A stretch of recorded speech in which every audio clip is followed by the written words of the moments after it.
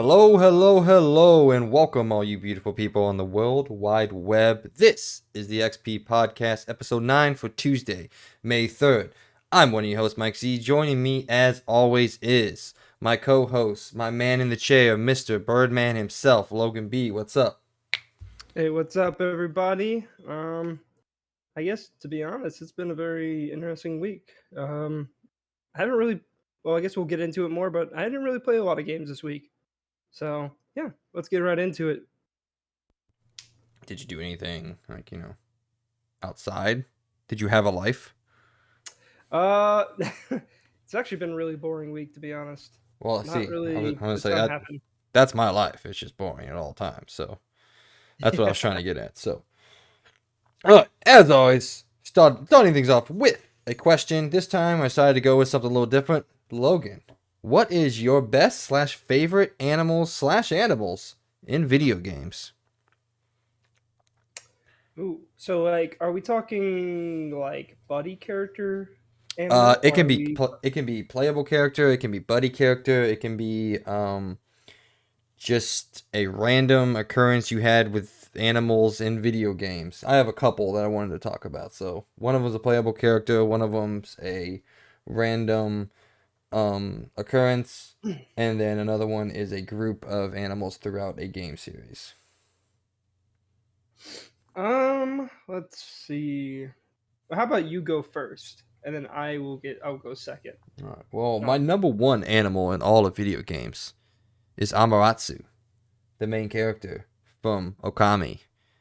As a game, probably Logan has no clue what I'm talking about. Has never played it. He's probably seen it, but I've probably seen it, but I don't think I've ever played it. dude, you should play Well, I it. know I haven't ever played it. Not think. I You have not. you should you should you should play it. Well, I don't know. You probably The should play it. JRPG. No, it's more of a Zelda clone. Oh, okay. It's the one where the whole like gameplay concept is like, you're creating a painting and like, you use the brush strokes to attack and everything like that. I'll send you a link. Okay. And then my favorite companion is the dog, the infamous dog from Resident Evil 4. Oh yeah, that dog. Yeah, I mean, I know I haven't played it, but I did watch gameplay and I know what dog you're talking about. Do you know like the Yeah, like what happens. How well yeah.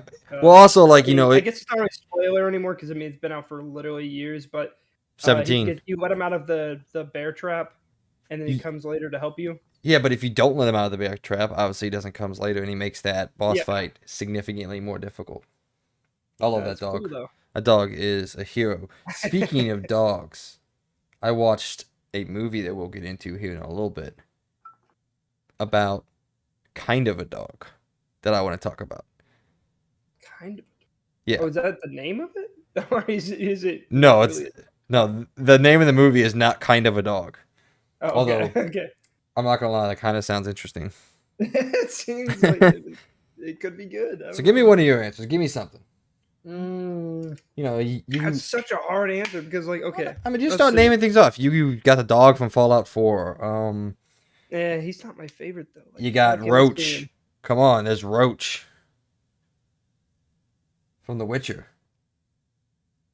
There's one I'm trying to think of that You're I not having a really. reaction to Roach, and I'm really pissed off about it. No, I love Roach. Okay. I'm trying to think of what is my favorite animal. Well, just At least a the companion, you best know. animals. Like it doesn't have to be a companion. Like I know. Dang it.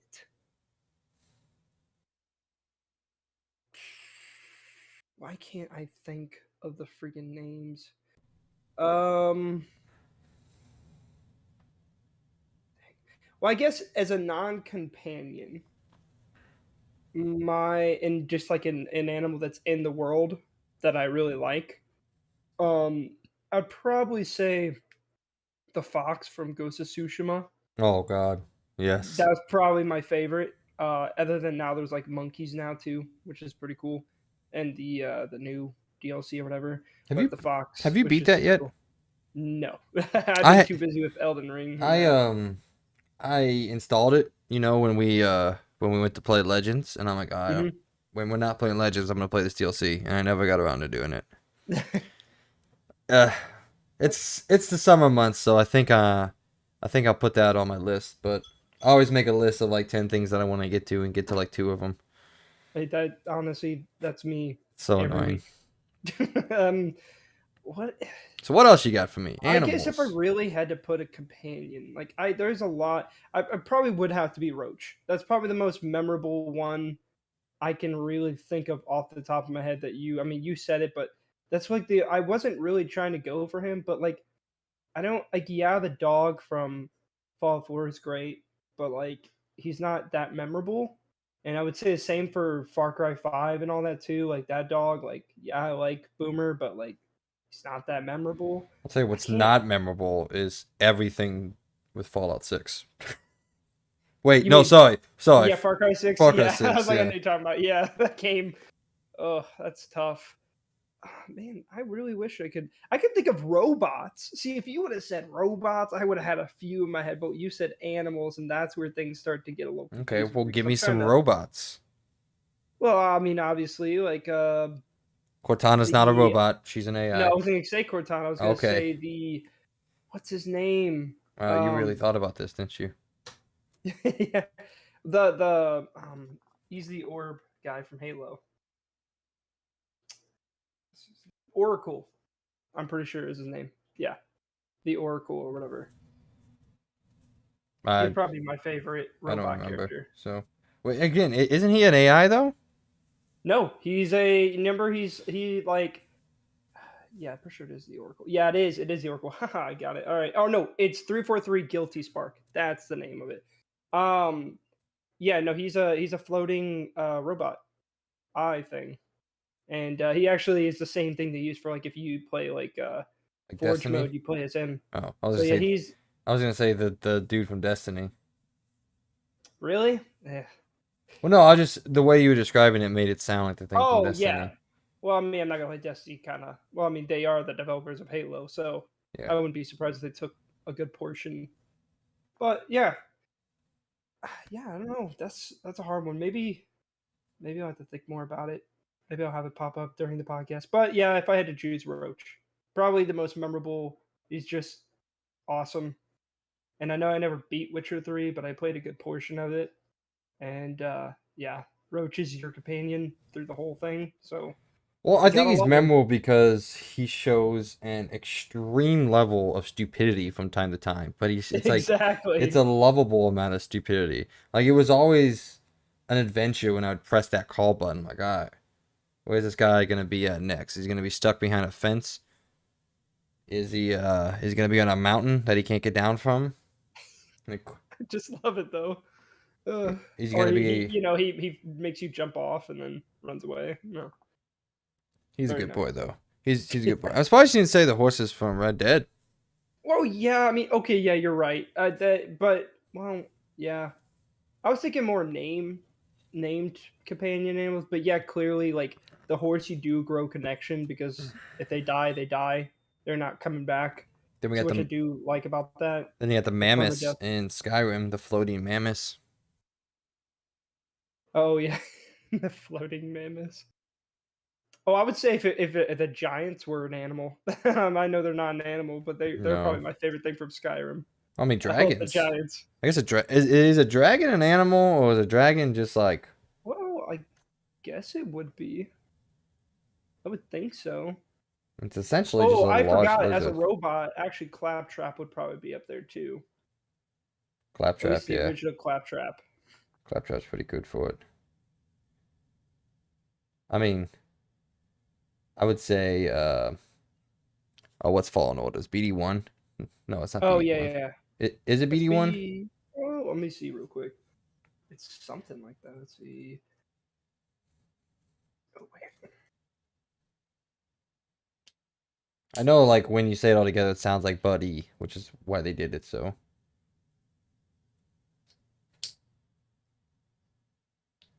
Hmm. what a riveting start to this episode we've put together here. Yeah, I know, right? Just um, multiple moments why? of You know, just it's no really weird how talking. when you look it up, it doesn't even show the robot as a companion. Right. Well, I mean, just look up. I Star got it now. It's Wars. BD1. I said BD1. Yeah. Yeah, I was right. Yeah. Yeah, you're right. Yeah. All right. All right. Anything else? Any other animals? No, not really what I can think of, to be honest. That's disappointing. I really thought you would come up with more animals than that, but whatever. I was trying, but I literally just could not think of any animals right now. All right. Wait, Okay. I guess as another one, another companion that I will go is now with playing Elden Ring, the freaking horse is probably one of my favorite Yeah, companions. see, you're sticking on Extremely useful. companions. You don't have to have companions. I mean, think of the chickens in The Witcher. The chickens in The Witcher are memorable animals. Like, just things. You're I sticking mean, the with the chickens in companions. Fable, too. Yeah, I mean, That's true. And Fable. That's a game we're about to talk about, hopefully. oh, we will. Yeah. Yeah. All right. Well, ladies and gentlemen, if you didn't know, this is the XP Podcast, our weekly video game and pop culture news podcast, where two, sometimes more dudes sit down and argue about video games, talk about video games, give you all the news stories inside and out of the video game world. We post an episode each and every Tuesday, so you can listen to it throughout your work week. You can find us on most of your popular podcasting services, including Apple Podcasts, Spotify, Google Podcast. If you enjoy what we're doing here, please support us on a Patreon where you can be a part of our weekly discussions and give us your opinions on everything we talk about and everything we don't. You'll also be able to find all of our uploads there for free, along with any exclusive episodes we may post. Links for that, as always, are in the description of this video down below. However, if you don't have any money to send our way, don't worry. We still love and appreciate you for listening to us and being a part of, hopefully, this growing community. As always, I want to take the time to thank our Platinum members, Logan Leffler, this month. Thank you. If, for some reason, you want to see our shiny faces in HD, stay tuned. Video is still in the works. However, you can go over to our YouTube channel where you can get this show and all of our shows in video format. If you do, please don't forget to give us a like, share, subscribe, and hit that notification icon so you can be aware of everything we post when we decide to post it. With all that out of the way, let's get into our show. A different show this week, doing things a little different. In our part in the show, we're going to be going in depth and talking about the future and discussing the next couple months of gaming and what we expect from the big video game companies. Then in the news, we talk about Ubisoft, PlayStation, and Call of Duty. But before we get to all that, it's time for What You Been Doing, where we catch up on all the things pop culture that we've been doing, whether they be gaming, TV shows, movies, books, and or comics. It doesn't matter to us because we're nerds and we enjoy it all. So with that, Mr. Birdman... Actually, before we move on, hold up a second. How long have we been friends, Logan? What? Let's see, about 4 years. I was just say we've known each other for 4 years, been actual friends for like 3. Like legitimate friends that like talk to each other and like... Oh, I mean, we've probably known each other for 5 years then, I would Okay. say. But we've been friends for about 4 or 3 years by now, I would say. Okay. Why you've probably told me this before, but why are you called the Birdman? It's actually because of my last name. Oh. Everyone, back in like junior high, everyone thought when I was saying my last name, which is Bergman, by the way, sounds like Birdman, I guess, if you say it in a certain way. So like everyone in junior high started calling me Birdman, and then like it just started to spread, and then I'm like, all right, I'll take it. I mean, that's not a bad nickname. And then from then on, I've just kind of kept it. And then pretty much in college, a lot of people just literally straight up called me Birdman. And I'm like, all right, I'll take that. I like it. It's a good nickname. And yeah, it goes with my last name because it's Bergman, and it sounds like Birdman, I guess. I thought maybe it was because you were lengthy and like at one point in time you like put wings on you and tried to Oh, fly. yeah. Lanky. That would I be a said good lengthy. reason. I meant lanky. Lanky. Lanky. Yeah, put Not lengthy. some feathers on my hands, put a little beak on my nose. That would have been awesome. That would have been a good I mean, story. But it no, probably just wouldn't have been my- awesome unless you could actually fly. Then that would be awesome. But in reality, it would probably suck because Yeah. you would have just Yeah. fallen straight to the ground. But have crazy things have happened. Maybe that doesn't happen, and you are the first human being that can actually fly. That could be true. Could be the secret. I don't want anybody else to know. Whether you can fly, Yeah. that's fair. If you can fly, wink twice, and I'll know. All right, cool. Well, there it is, ladies and gentlemen. Confirmed. Logan, the Birdman Leffler can fly. I mean, Leffler Bergman. Sorry. Yeah, that would be unfortunate. All right. What were you doing? Oh, yeah. Logan, what you been doing? Oh yeah, what I've been doing. So games. Not gonna lie, most of this week I just had zero motivation to play games. I don't know what happened. Like I got home, I was like, all right, I'm gonna put more time into Elden Ring. Ended up turning on Netflix and then watching like Ozark and stuff, which I'll talk about later. But finally, I'm like, I think it was I started playing a games again yesterday. That's the first time I played games this entire week, and I played some of the Switch Sports, Nintendo Switch Sports, which just came out. Been loving it, really enjoying it. Definitely has its issues that I will. I mean, I guess I could bring up now. To be honest, I mean, I'll have a review written up for it soon, but I really like it a lot. I mean, I think it's really fun. I knew what I was getting myself into. It's like Wii Sports, you know. It's really fun. I think the only issue that I have with the game is the lack of progression unless you play online, which is kind of annoying that they locked all the progression behind playing online only. Like you can get like clothes and stuff for your character and all that, and they're gonna update it every week. But the only way to get that is if you go onto online mode. And if you don't have subscription to pay online and you try to play the online mode, you can only get certain items and they lock it to 2 items a week, and it's kind of annoying. I don't know why they went with that path. I think it's really weird. Like they're doing the loot box strategy again, where literally they have these collections, and as soon as you have enough points, you click what collection that you want to get it from, and then it randomly picks an item in there, and it's doing the loot box strategy again, which I I don't know why they again did that. I think it's really weird, but other than that, I would say I really like all the games. I think they all play insanely well. Like bowling plays like bowling, super good, super fun. Actually, the star of the show for me has actually been volleyball, and I'm not even a big volleyball person in real life, but me and Amy have been playing volleyball, and it is extremely fun. Like I think that is by far actually the best game in the collection, in my opinion. I really love it. Like it's so fun. It's really addicting. It's competitive, and we played against some real people today, and it was so much fun. I that's probably my favorite game in this whole collection so far. I didn't get to play much of the sword one yet, but I will be playing. I'll probably try it out soon. But I've been mainly playing bowling and volleyball. I did play badminton too. Badminton's pretty fun. Tennis is tennis. Tennis is like the Wii tennis. Didn't really change, but it's still fun. But I would definitely say the star of the show is volleyball. I love it. I haven't played soccer either yet, but I don't really know if I want to try it. It just looks like Rocket League but slower. So I guess we'll see. But yeah, really enjoying it. Really fun. Definitely going to be playing a lot more of it. Me and Amy have been playing a lot of it actually today. That's pretty much what I've been playing mostly today. And then I guess the other thing, which again Real quick, I've before we played. move on, can we talk Yep. about how much I nailed that review score last week? Oh yeah, yeah. Yeah. I'm a little sad about it, I but said it 74, is what it is. 73. Yeah. When that popped It's up, I'm not gonna lie, I smiled and I was like, cool. I mean, I'm not saying it's a bad score. It's not. I was just happy that I scouted it right. Yeah.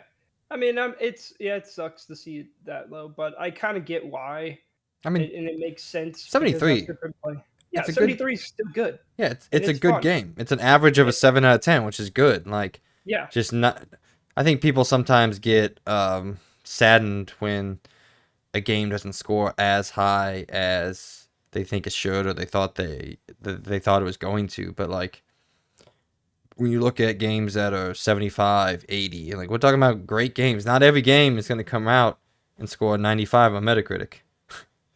yeah, I Like agree with that. or OpenCritic, whatever you look at. Like if that did, we'd be in the golden age of video games. Oh yeah, And we would have no concept of. And then when a 70 did come out, we're like, oh, it's awful.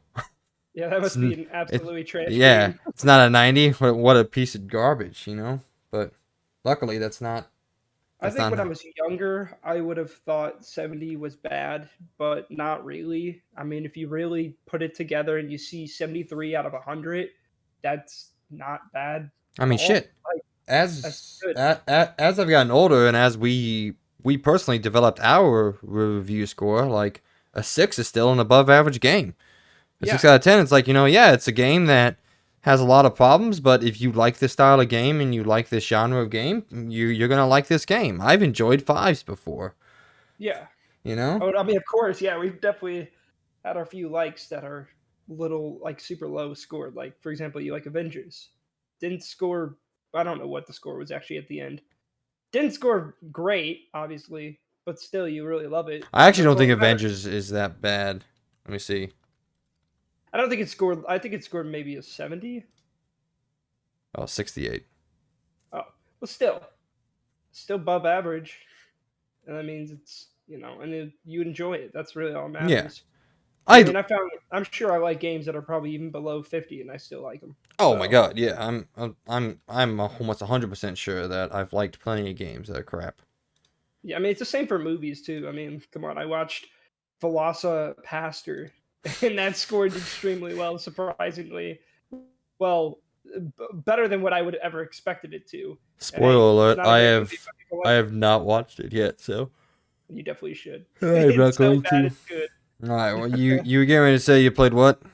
Oh, so today I put a good couple hours into Elden Ring, and I have a funny story to tell you. Oh Oh god. man, was I so Did you I ran played did you randomly beat the game or did you like beat like Melina first try? I oh, well, um so finally got to Milena, Oh god. everyone's like, "Oh, she's the hardest boss in the game. Like she's harder than the final boss. She's so tough. She'll knock you on one thing." And I'm like, "Oh, I was stressing out. Like I was like, "All right, I got to make sure I'm prepared for this." I like went on this scavenger hunt. I was getting a bunch of stuff to level up my character and get them stronger. I maxed out my ghost to plus 10. I have both my katanas maxed out. Um I have all this nice armor. I've been leveling up. I'm like 37 now, I believe. And I'm like, all right, And I also heard the new update made her harder than what she was previously. Like some glitch. I don't know. I didn't really look in the details of it, but I heard that it was harder than she did before. I enter in. I summon my man. I'm like, all right, I'm ready to get destroyed. I already know this is the hardest boss in the game. I'm gonna die. I have to. I defeat her the first try. First try. Yeah. I was a bit disappointed. I was like, "Oh, I beat her. What level you at? All right." I mean, I'm level 137.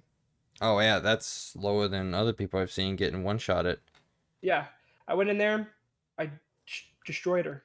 Like I literally just didn't give her a minute. It was done. Then got to the second phase, rushed her, and then beat her. And I'm like, I maybe got hit 4 times the entire time. I was like, "Oh, okay, all right." Um, I don't know if I should be proud of myself or not, but I beat her first try. I was like, okay. And then I went to go. I was like, all right, I did what I said I was gonna do. Now I'm gonna go beat the final boss. Final boss just smacks me around like I'm a piece of paper.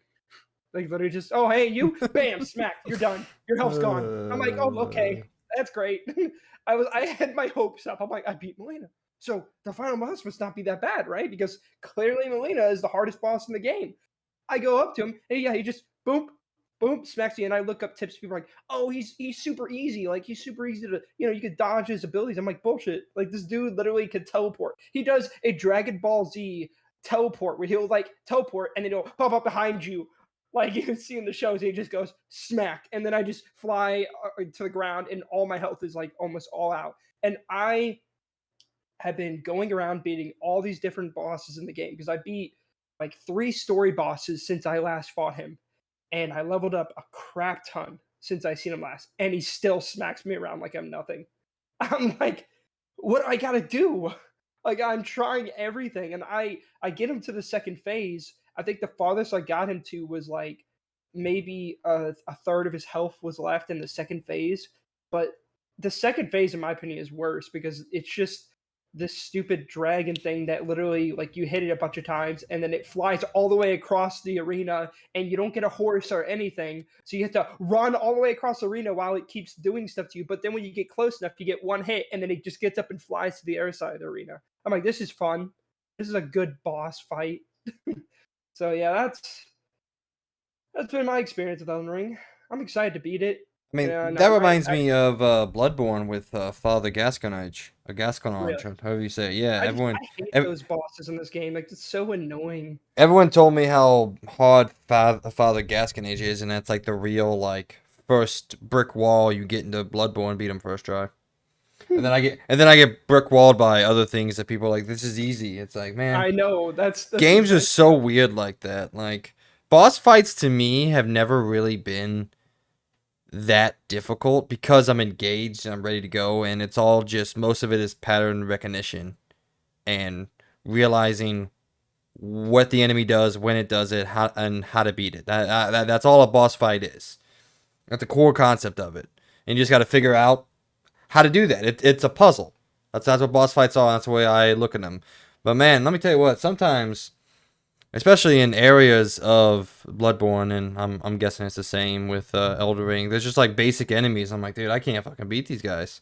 No, I'm level 137. There's still enemies that scare me. Like there are enemies that literally horrify me. Like there's these night dudes that literally will just like I'll hit them so many times and they just act like a brick wall. Like they're not even flinching. And then they just literally whack me and then they just rush me and hit me like three more times and I'm dead. And I'm like, these dudes are harder than the bosses of this game. Like I'm more scared of these guys than I am of the actual bosses sometimes. Like it's so funny, and I'm like literally 137 now. I feel like I'm a bit over level now, and I'm still getting smacked around by some of these No, basic man. enemies. There's people. There was a friend of mine who posted on Facebook that he was needing help beating Melina. He was level 156, No way. and he couldn't get How even did I past. do it first try? And I he don't couldn't get even past the first understand. page. There are professional gamers, people that I watched at stream that, yeah, are in the 150s and can't get through it. It's just one of those things that something just clicked for you, or you were able to rush her fast enough and you stunned her, and maybe you got some I didn't even iframes. stun her. Like I literally just rushed her, and I just didn't Well, stop. if you And I would, was trying to like I figured I was gonna lose. Like I knew I had a feeling I was gonna lose. Like I had in my brain, I'm like I'm gonna lose this because I know that's how it usually goes in most of these boss fights. I go in, I lose, but then I figure out their strategy and what they do when you do this certain thing. But it ended up just being me just massacring her. And then she got to the second phase and she did her flower thing, which I heard is like really bad. So all I did was just back up, get out of her range when she does the flower move, and then I just rushed her as soon as it ended, and just I double katanaed her ass to the point she just died. And I'm like, oh, like I literally just like looked around, like, did I just do that? Did I just beat her that easily? Like I felt like I cheated, but I didn't really cheat. Like I mean, I don't know. It was just crazy. It was weird. I didn't expect to actually beat her the first try. yeah. So All right, what else you got? Oh, did you want to do the whole where, I say my games and then we go on to movies afterwards? yeah, yeah, we can Okay. do that. All right, so I did beat episode 9 of The Force Awakens. Wait, what? Of Lego What? Star Wars. And as soon as I did it, I immediately put it down and moved on to the next game. And the I mean, next that's game fair. is I put 18 hours and 37 minutes into Cyberpunk 2077. Hey, so did you get past the intro? Yeah, Okay, okay. yeah. It took me quite like 10 hours to get past the intro because I was doing a lot of the gigs and the side jobs and everything like that, which I still am doing. I Actually, don't blame you. That's what I did I too. just finished with oh, wee spoiled it real quick. So fast forward 1 minute if you don't want something that everybody knows happens. Spoiled in the beginning of this game. I just got past the side quest that you go and you like pay your respects to Jackie. You know, I actually never did that side quest. Oh, that side quest is great. And You get his bike. I'm well, you wanna know why? It's because I chose the wrong thing the first time I played the game. I sent it to the Ripper because I don't know, for some reason in my Oh, brain I thought that was the move, but you know what you happens sent when him you to do that? Vic. Yeah. Oh, that's interesting. No, what happens? The gang are the Asaka. They come and they get his body and they take it, Oh, and then Osaka that's does? it. So yeah, you'll never figure out. You don't like. I tried everything because I seen people saying that. I'm like, is it? So I guess that was a decision that kind of changed something. Because like, yeah, I was weird. Like I was like, where is this whole thing that I keep seeing online where people get to pay respects? Because I wanted to do it, but I couldn't because Oh, his body was gone. So now on my second playthrough, I actually did send it to his mom, which I should have done the first time. But well, that's that was pretty cool. Yeah. cool. One thing I did laugh at, literally right before I got on, I was doing that quest, and you're talking to her, and she's like, here, take the keys to the bike, and obviously I picked the choice. Like, oh no, I could never do that. She's like, she would, and then she goes, he would want you to have it, and he was like, I'll make sure I don't get a scratch on it. I go outside, I summon the bike, I go to turn around, fucking sideswiped by a car. I was like, well, there goes that promise. Wait, did you get his gun too? You could supposedly get his gun as well. Oh no, I did not. Yeah, on his grave, supposedly, I think they have his guns, and I think you can get it. I think that's one of the things you could do. Oh. Well, I'm right there, so I'm like, wait, no, I'm not there. I went and did the Delamain, one of the pickups for the Oh, those are cars. fun. Those are Yeah, actually really cool. yeah, The they're cool. ending's cool too. Yeah, I got 2 out of 7 done. But yeah, no, so I am so 18 and a half hours in. I just got past I just started Act 2. Haven't really progressed very far in Act 2. Uh, I have the two main quests where I have to go find Evelyn, and then also I have to go. Oh, I believe it's the quest that you open up the Pan Am, meeting her. It's a ghost town. I believe that's the quest name, if I remember my readings right. And Yeah. then I got done with meeting the coolest video game character of all time in terms of physical appearance in Takamura at Tom's Yeah. Diner. So, dude, he Yeah. looks so badass. Now, my 20-hour impressions of the game. This game has still got a lot of problems. Oh yeah. No, I Like, agree with that. I've You had. should have seen me at day one though. It was rough. I played it day one, you forget. No, I know, but I mean, like that intro had you probably didn't see anywhere close as many issues as probably I did when I first played. Oh. Like like when you're in that shootout at the beginning and you're supposed to go down the elevator with Jackie and literally the elevator opens. When I played it, it glitched out and it got all crazy. This one dude, like you would get in the elevator and this dude with a minigun would spawn in and it happened every time. And actually, a lot of people have that happening. Oh. There's a few really bad glitches that happened in that Well, I'm intro still getting are glitches. completely gone. Oh Heavy yeah, I know. glitches. There's still glitches. Yeah. I have this one recurring one that I can only really explain it as like flashing textures. Oh yeah. Like all the textures around the map just start flashing, like on buildings and characters. Like there was this one side quest I was doing that the entire building was just flashing different textures in and out, and it doesn't resolve itself to you completely reload the game to another save point. I've had the game crash 3 times on me, and just the pop in is absolutely crazy, and I'm playing on performance mode. So That's surprising about the crashing thing because I feel like since the new update, I mean even it before the update, okay. I only had maybe 2 crashes, but now with the update, I had 0. It I might have had a few been clipping issues though. it might have been this. I mean, it's just like there's weird things. Like there's been multiple times that a character has been talking and the dialogue's been on the screen, but I can't hear him talk. Quests don't update properly from time to time. I'm having more problems in these 18 hours than I ever remember in my 10 hours that I put into it the first time. That's surprising. I don't remember anything happening that first time I played it. Now I knew I was playing it on a PS4 version, upscaled and upresed. So I wasn't playing on it, which is the reason why I waited. But yeah, it's kind of frustrating because like I am enjoying parts of it. Like I'm enjoying the characters and like that whole scene with Miss Wells and everything. Like that was really cool and learning that the different decisions, what you can make and change there. But I'm overall kind of finding myself understanding that this game is just even if the bugs and everything weren't present day one, this game would still be a disappointment. This game still was not what they told us it was going to be, and it's not what we all thought it was going to be. It Is really that is. due to It's a very the open pretty world? detailed open world game that has nothing to do in it. Yep.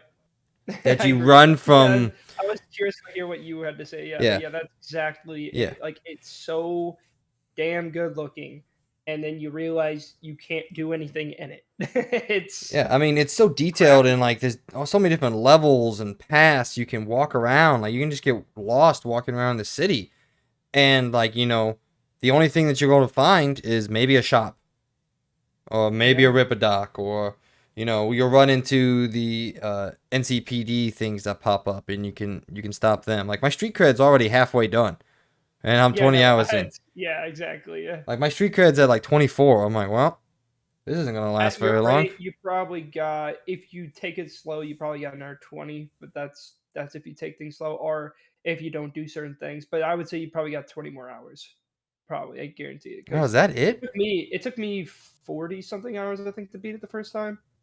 Oh wait, no, maybe it took more than that. Yeah, because I man, think I'm maybe like, it took me I've done 60. one mission in Act Two, and Wait, maybe it was 60 for me, but still, okay, it's not like super super long, but it's no. 60. Yeah, I knew it wasn't that long, and I knew the main story was only like 20 or so hours long if you just mainlined it.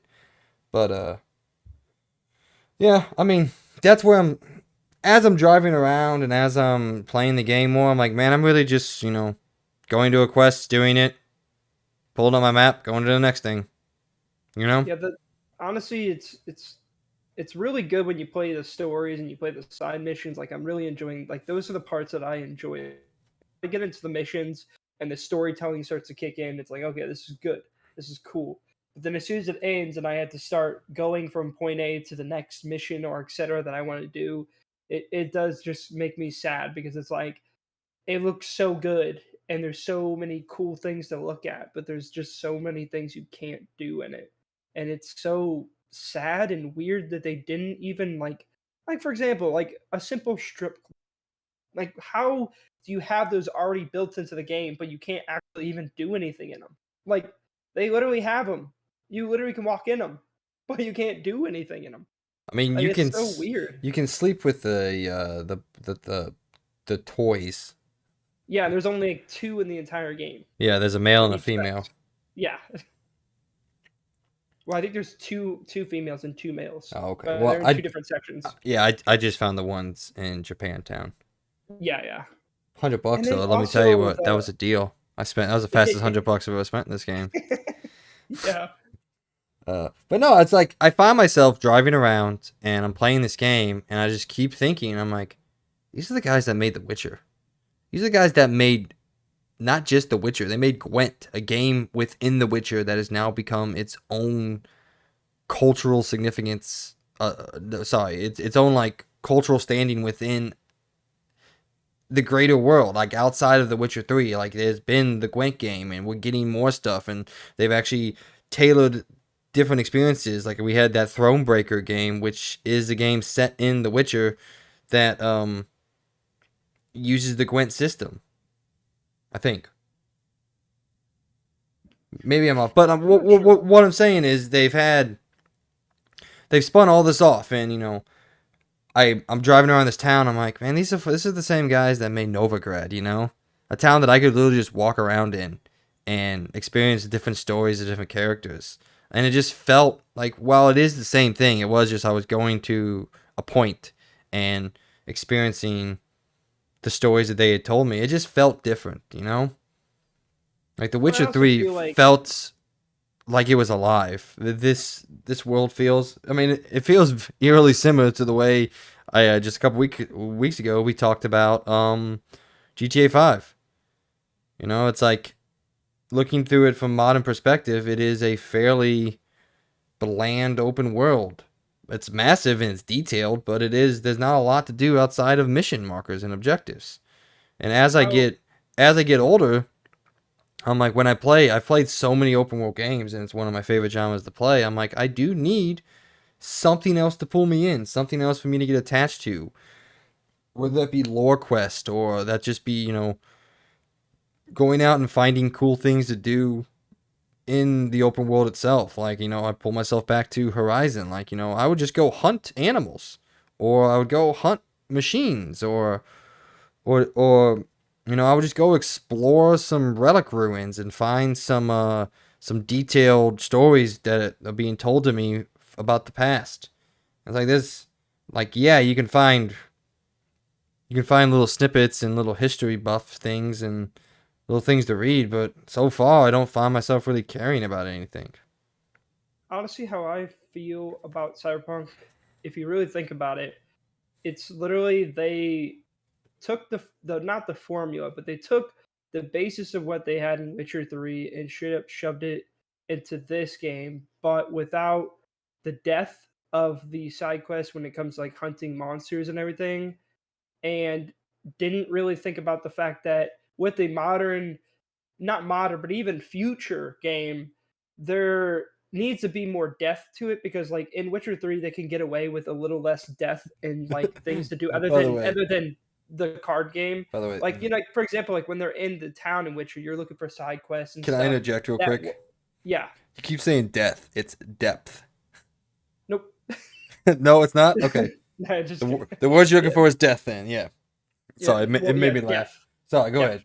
Yeah. Yeah. Um but yeah, like basically, like they straight up literally just copy and pasted the same formula, but it doesn't work in Cyberpunk because the issue is it's a modern world, and in a modern world, there's a lot more to do than there was in a medieval time.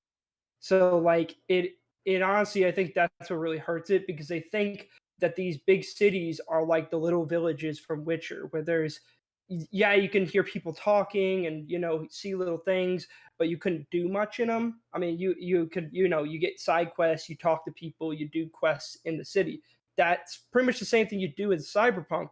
The issue is you're in a big modern city, so you expect to see more things to do because it's more modernized, it's futuristic, so there should be even more things what we see in modern day in this time, and yet there isn't any of that in there.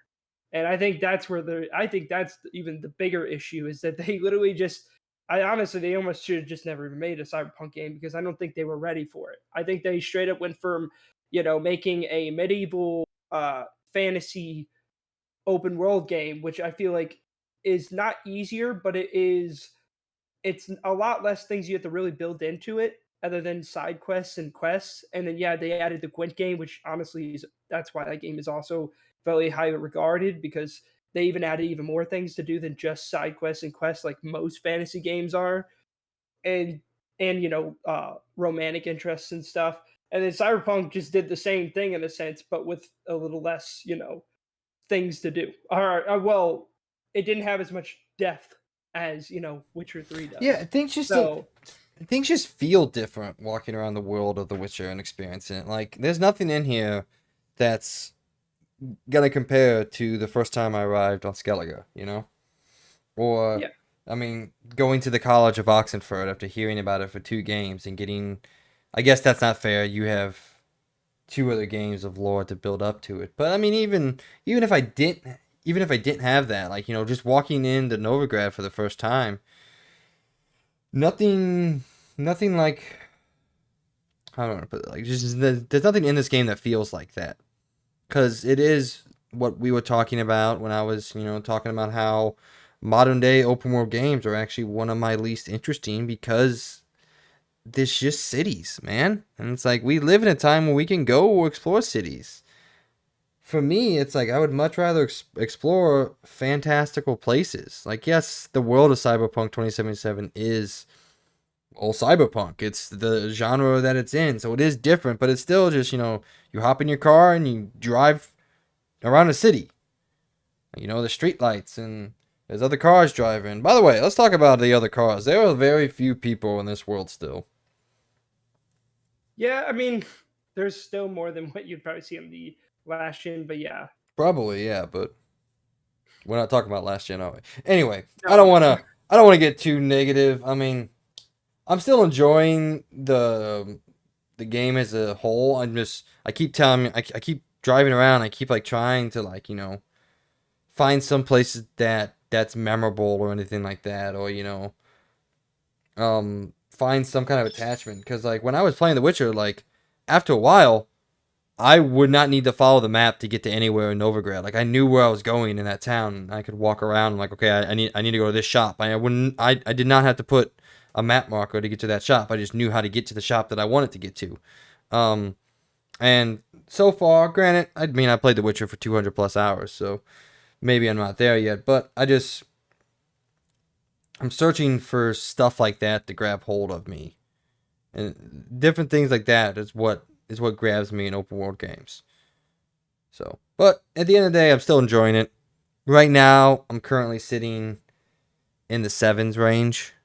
If I was to put a score on it, but I'm not gonna put a score on it right now because I'm only 20 hours in. So, but I just think it's even if this game, like I said earlier, even if this game would have come out in perfect condition, it still would be a disappointment. Which at that point, you can only blame not even the developers. You can only just blame the leadership at Cyberpunk for pitching us a game that they knew they didn't make. Yeah, and then all the yeah. Honestly, I think they should just trying to be so cocky and saying that they would, it's gonna be better than this game. It's gonna be better. Like, yeah, honestly, they should have just said this is our game. Yeah, if Because they would have honestly, told us that, making like, all those promises is just not a good idea. yeah, if they just would have told us what the game was, people would still be excited. People would still buy it because they loved The Witcher. They would have said, "Hey, this is this is what the game is. It's set in this. It's not really. Obviously, you don't ever want to say, hey, our game's not revolutionary in any way whatsoever. That's not a marketing pitch you want to throw out there. But just tell us what it is. Don't tell us, you're gonna live in this world for 500 hours and you're gonna get to just walk up to an NPC and go back to the place with them or go out on dates or everything that they said you're gonna be able to do in this game. None of it's in there. Now, have you gone out and bought a new apartment? Yeah, I did. I Yeah, bought the most expensive one. It was I, pretty cool. I bought the cheapest one. I bought the $5,000 one. Yeah. That was I pretty do like underwhelming. I do I mean, yeah, I mean, it's pretty cool, but it's like Is it though? it's still I mean, it's the new the Chinatown one's pretty cool because you could do some more things in it, and then Okay. Think the of one up from that is pretty cool, and think of that you can customize your apartment now. But think of it's still 2011, man. Buying a house well, I in know, Skyrim, and you could meticulously put furniture in there. Granted, it was janky as all hell. yeah, Like I remember trying to stack books on my bookshelf in that game. That was the single most frustrating thing I've ever done in a video game was try to stack books on my bookshelf of my house that I bought in Whiterun. But like, do you care about any of the apartments that you bought? Do you care about your Japantown one or your Chinatown one? I'm pretty sure it's Japantown, not Chinatown, by the way. I think since the open world is lacking, it doesn't really like if there was something to the open world, I would feel more like I'm that character and I own that apartment, kind of like how GTA is, like especially at least GTA San Andreas. Like it was awesome buying those nice houses because you had this open world and you feel like you're rich and you like have those nice cars and you have this open world and like you can go to like casino and do crazy stuff like that. Like you felt a part of the world. And this game, even if they have these apartments in there, it doesn't change that the fact that the open world doesn't have anything to it. And I think that's why it's cool to look at, but as soon as you remember the fact that the open world is just empty, it's not as exciting anymore. Like it was still cool to look at, and I like that. Well, I don't. It's not too crazy, but like there's bonuses you can get from it. Like if you drink coffee, you get like a bonus to your combat and all that and Oh stuff yeah, like that. I but mean that's cool, but again, it's still not like it's not up to par to where it should be. And honestly, I think they just bit off way more than they could chew when it comes to the fact that they just made one open world game, which was The Witcher, and they thought they could jump from that to making Cyberpunk. They just weren't ready. which is funny because I I think I think The Witcher is a much more, well, one, it's a better game, but also I think it's just a deeper game. Like the world is more interactive, the world is more realized and more, as you would say, depth. Uh, death. the world has way more depth to it in terms of its systems and its mechanics and all that. So like I think they actually went backwards. Well, yeah, and it again, as I said, it doesn't help that they went a futuristic, modern, kind of, world, and there's a lot more to these worlds than there were in the medieval times. I know it's fantasy medieval, but all they had to really work with was just monsters, magic, stuff like that. So I'm not saying it in a sense that makes it easier, but it does make it a little bit easier to make a world that there's not as much to do as there is in the modern day to do. Like, like in the modern day, there's a lot of stuff, there's a lot of depth to our world that we live in today, and then especially thinking the future world, like there's got to be even more to it. So I feel like they really did just bit off way more than they could chew, because like it straight up is just so more like Cyberpunk the world. Like there actually is lore behind it. There's a whole D&D style game that was made before this game that has lore and everything, and this world has so much depth to it, and they tried to show that off in the trailer, but they just clearly bit off way more than they could chew, trying to think that they can make it a world like a sim, but also have a great story at the same time. Like I like the story, and I think that's the one thing that made me want to keep playing it. That's the one thing I liked about it. And I thought the gameplay was pretty good too. The gunplay was good. I like the animations that they did with the guns.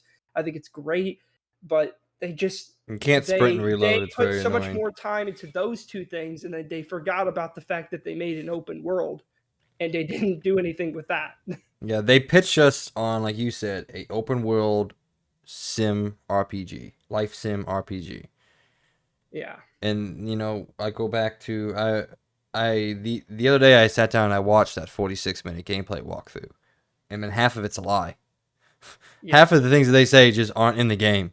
Maybe they were when they said it, but if you take things out, tell your audience. Say, hey, we weren't able to get this done at launch. We're gonna bring it in as free DLC in the coming weeks.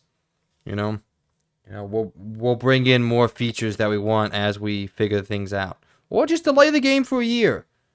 Who the fuck cares? Delay this shit. I don't give a Yeah, shit. honestly, yeah, they should have just really straight up just delayed it, put more time into it. But If Sony it's comes out mostly to sorry, the corporate fault, because yeah, they had their shareholders literally antagonizing it.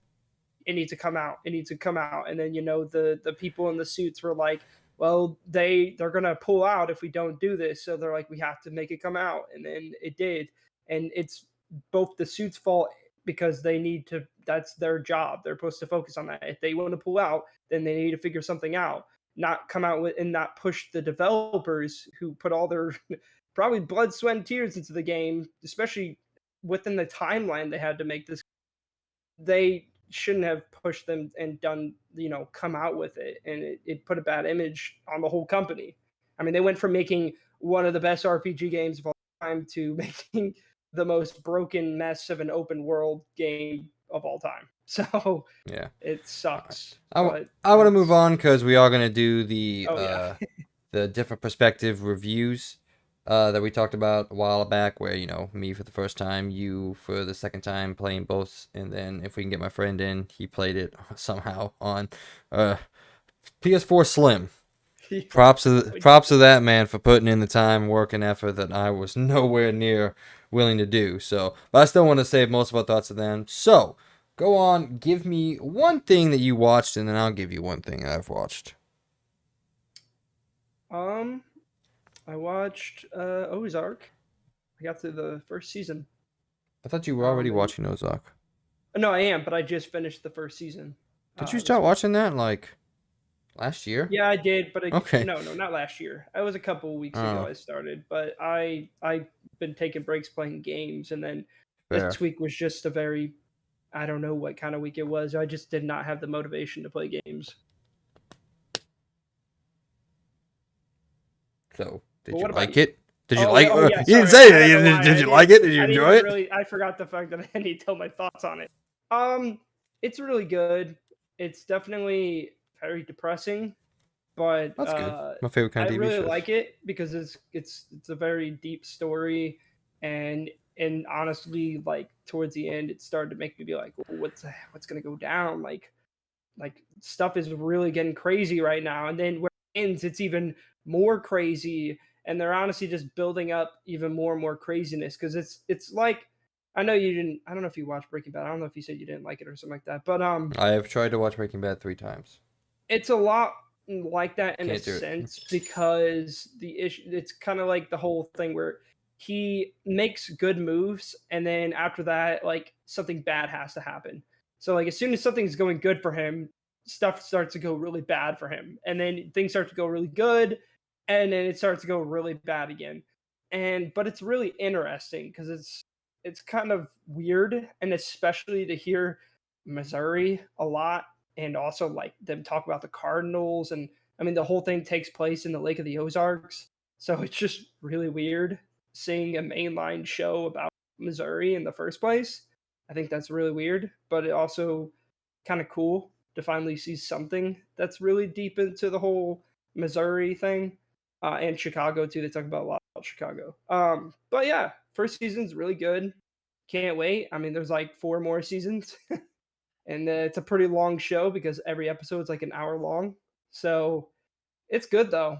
Oh, and I have some 2 other shows we talk about. But yeah, I'm gonna keep more of my thoughts for when I get more and more towards the end. But it's gonna be a long show, so that'll probably be a couple months from now that I finally finish it because I don't think I could sit there and watch all of it in one week. It's not a very binge worthy show for me, but I do like it though. It just sometimes it gets really depressing, and I'm like, kind of want to stop watching this. But it's pretty good though. I do really like it, and it's definitely got me on seat most of the time. So, what about you? So the first thing, I'm gonna start off at the bottom end, all right, and work my way up to the good shit. Peyton and I sat down last night and watched a movie called Axel. AXL. It's a Netflix movie from 2018, and it is about a sentient robot dog that escapes from a military research facility and finds a wood beer human that needs his loving companionship, and they give each other loving companionship, and then there's an hour and 38-minute movie that comes out of it. It's a weird one. Peyton loved it. Uh, I thought it was absolutely terrible, but in a way that it's somewhat enjoyable. It's somewhat watchable. But it was just it wasn't good. So, um, how was That that sounds drink? cool though. Sorry, I was gonna grab a drink, but I wanted to listen to what you say first. No, you're good. So, it's just, I mean, it's like an advanced Disney movie, but like, Okay. it's like it has the themes and the characters and all that of like a Disney movie, but it's a little bit more mature than that. Not really in a good way. I'm not saying the maturity makes it a better movie. I'm just saying like,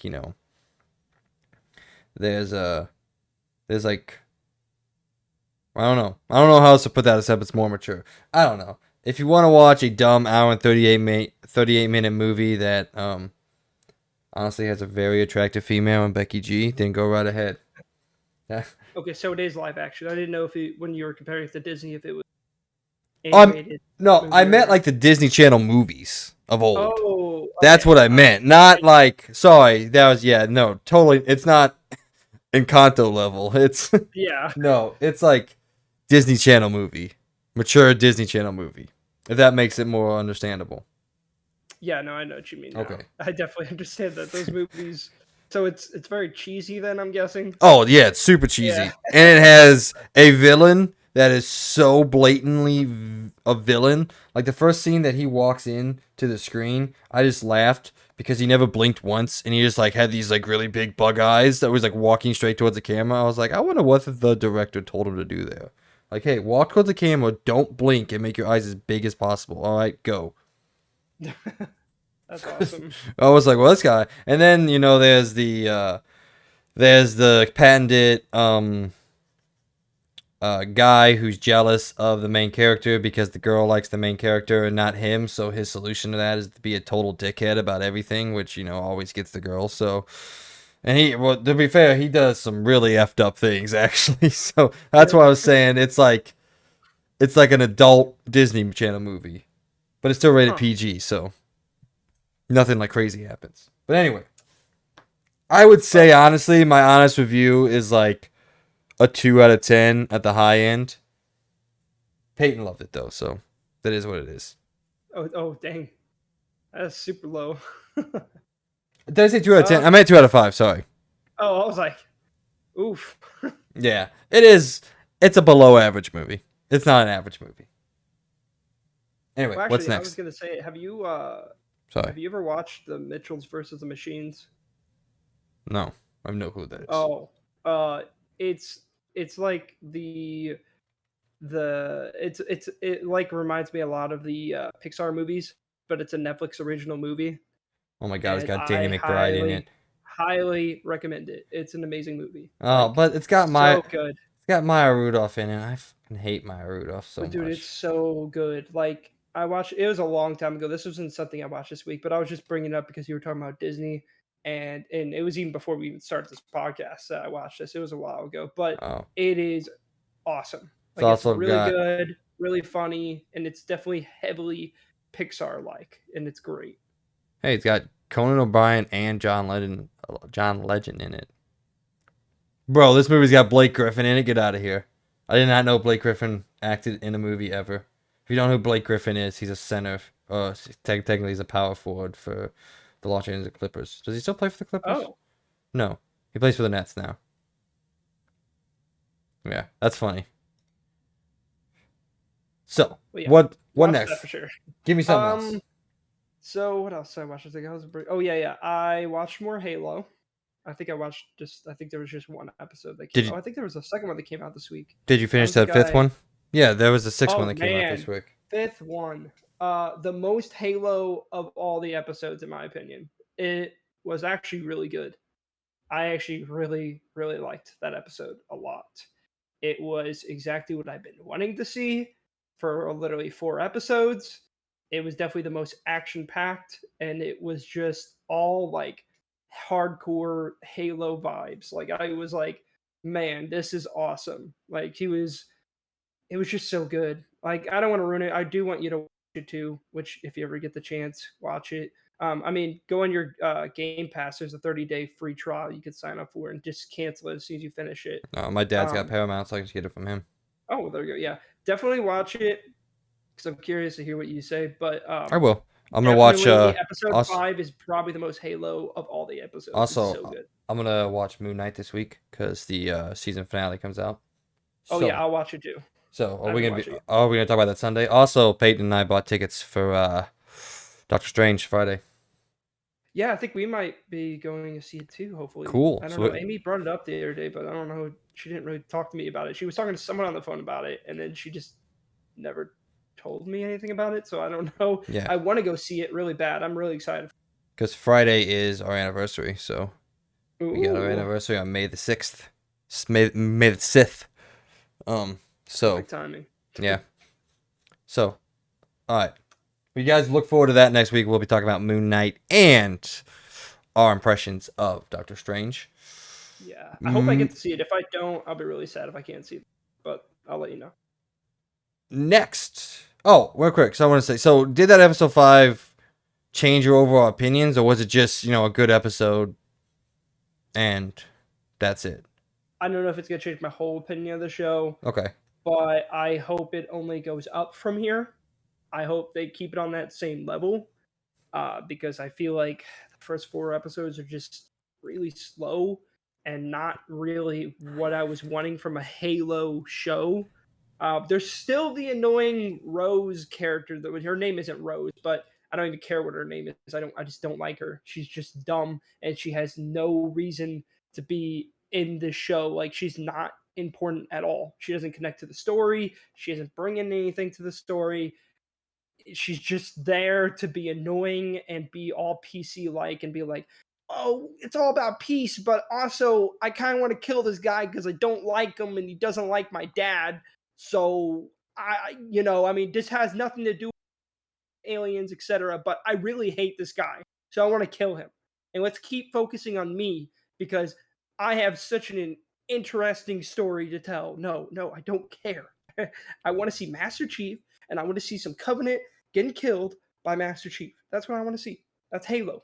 So, and that's what Halo. That's what the 5th episode was about. I mean, there was still some of that stupid girl, but episode 5 is probably the best episode so far. So, and it was really good, and it gave Okay. me hardcore vibes of playing the games because they have a lot of the sound effects, and yeah, it was awesome. Okay. But yeah, I'm gonna say my next two real quick. okay. I'm just getting both of us so we can move on. So have you ever watched? You probably not watched this movie because this is not a movie you would watch, but Atonement. Sounds familiar. Definitely It was a not movie seen. from 2007, 2008, one of those two. But it's a very romantic drama movie. So Oh yeah. I really liked it though. It's shot very well. It's based off a book by Ian. I should know this. McRue. I don't remember, but it's pretty good. Then the real good one. Watched it last night, and I was enthralled from start to finish. I watched Sweet Girl on Netflix. The Jason Momoa movie. Have you seen it, Mm-mm. dude? Is that another love story? No, no, Oh, okay. no, no, no. You need to watch this fucking movie, man. Sweet Girl is so good. I don't want to. I don't really want to say anything because there's a couple things that happen that I want to talk about. But man, you need to sit down this week and watch this movie. It's about an hour and 50 something minutes, and it is some of the best. It's some of the best movies I've seen in quite some time. Well, okay, that's maybe a little hyperbolic. It's a very, very good movie. It's not as good as Dune or anything like that. Like, it's not like changing or doing anything super interesting with the way it's filmed or anything like that. It's just a very good movie. No, is it a romantic movie? No, it's not a romantic movie. The most romantic movie of all time. It sounds romantic though from the outside perspective and not seeing the title or anything. You should look up the But trailer, Sweet Girl. God, it's okay. so good. It is, dude. Oh my God, it's so good. All right, do you have anything else you want to say? Oh, and I mean, I already watched this, but Amy finally watched the rest of Arcane. John, if you watch Arcane yet or Yes, I not. have. It is Oh, fantastic. Knowing Amy finally knowing finished nothing it. about the world, I still thought it was really good. Oh yeah, I didn't either, and it's probably my second favorite most animated movie, like animated in a very awesome art style. And right, you know what? I actually put my finger on it. It reminds me a lot of Life is Strange art style, which I think Yeah. does correlate with it very well. But yeah, Amy finally finished it. She really liked it. She hates Jinx. She absolutely hates her, but I love all of it. I mean, the storytelling was so good. I've never seen so much storytelling done in 9 episodes. Like it was so good. Like it was crazy good. So I already talked about this, and you know why I like it, but she really liked it too. And I'm excited for the season 2 to come out. But that was pretty much it. That's pretty much all I've watched All this right. week. Well, go watch the trailer for Sweet Girl while I introduce what we're doing for Point of the Show. Okay. All right. All right. Speaking of that, welcome to Point of the Show, where we go through a single topic, go in depth about that topic, and give you guys what we think. This week's topic, we're gonna go look through the rest of the video game year now that we have finally got done with the onrush that was the beginning of the year. Horizon, Elden Ring, Lego Star Wars, Cyberpunk Next Gen. I don't know. There's a whole bunch of other games that I didn't play that I still got to get back to. But now we are into the summer lull and looking forward to the rest of the year and seeing what there is out there. So we wanted to take this time, Logan and myself, to go through and just kind of fanboy out for a little bit. Hour and 15 minutes, however long it takes us. No real negative thoughts are going to come out. We're just going to talk about what we think's going to happen, what we want's going to happen, some of our dreams, some of our get hype moments, from each of the Xbox and PlayStation, and maybe some Nintendo if we want to throw it in there. But so yeah, that's what we're gonna do. And So just sit back and enjoy. If you have any quote-unquote predictions or anything that you hope to see get announced, get come out, whatever, any hype things, please let us know in the comments, and go to our Patreon and subscribe to us and let us know there so you can be a part of it. So we're going to start off with Xbox, seeing as just this week Xbox came out and announced the date for their Xbox Games Showcase, which is going to be on June 12th, which we all know, like we talked about a couple weeks ago, E3 is no more this year, so that time frame sits very close to where E3 usually happens, within the first week or so, the last week or so of June. So it's a little earlier, but we expect that's when most of the game studios are going to come out and give us a preview of what we're going to be doing for the next year and a half on their individual game consoles. So being as that, we're going to start with the Xbox and go to PlayStation. So, Logan, are you back yet? He is not back yet. So, I'm going to start talking about PlayStation for a little bit, guys. Guess what? We are going to get a chance to play The Last of Us again this year. I'm telling you. And we're going to play God of War. And it's going to be the best game ever. Of all time. Maybe not. But what else? Let's see. We're going to get Siphon Filter remastered. I'm back. Sorry about that. Good, because I could not think of anything to say. I was just randomly saying shit. So, like I told them, Mr. Logan, we're going to start with Xbox, seeing as they announced their games showcase for June 12th, their big blowout. So, let's just sit back. Let's have a fanboy discussion, a fanboy talk about what we think they're going to announce, what we want them to announce, and what the next year and a half to 2 years, because especially with PlayStation, I feel like, when the PlayStation 5 was just coming out, we got a big blowout of everything that was going to happen and everything that was coming out. And if God of War hits this year, or when God of War hits this year, that'll be the end of that. That'll be pretty much everything that they originally announced, they originally came up with, what I would call Act 1 of the PlayStation 5. So I'm excited for this year. Now we know the two things that Insomniac is working on, but we don't really know anything else. So that's what I'm going to talk about when it comes to PlayStation, is what I think we're getting next and what I think's coming next. Now, Xbox, we know quite a bit more than we do with PlayStation. We know what a lot of these teams are working on. But, so, let's just start. What's some games you want to see? You have the list of studios in front of you. What do you think some of these things are coming on? Because I have my hopes and dreams from some of these teams. And, like I said, we know what quite a few of these teams are working on. And we can pretty well guess what most of them are doing. But what do you hope to see on June 12th, 2022? All right. Well, for first thing, let's start with Bethesda, because I know they're going to be the bigger one. I am hoping to see some Starfield gameplay, straight up gameplay. I want to see it. I want to see like a quick 12-minute or 15-minute gameplay. Okay. I don't know if you can say quick and then say 15 minutes after. Well, I mean, I get what you're saying. Yeah. That's Very decently quick. Very similar to what they did with Fallout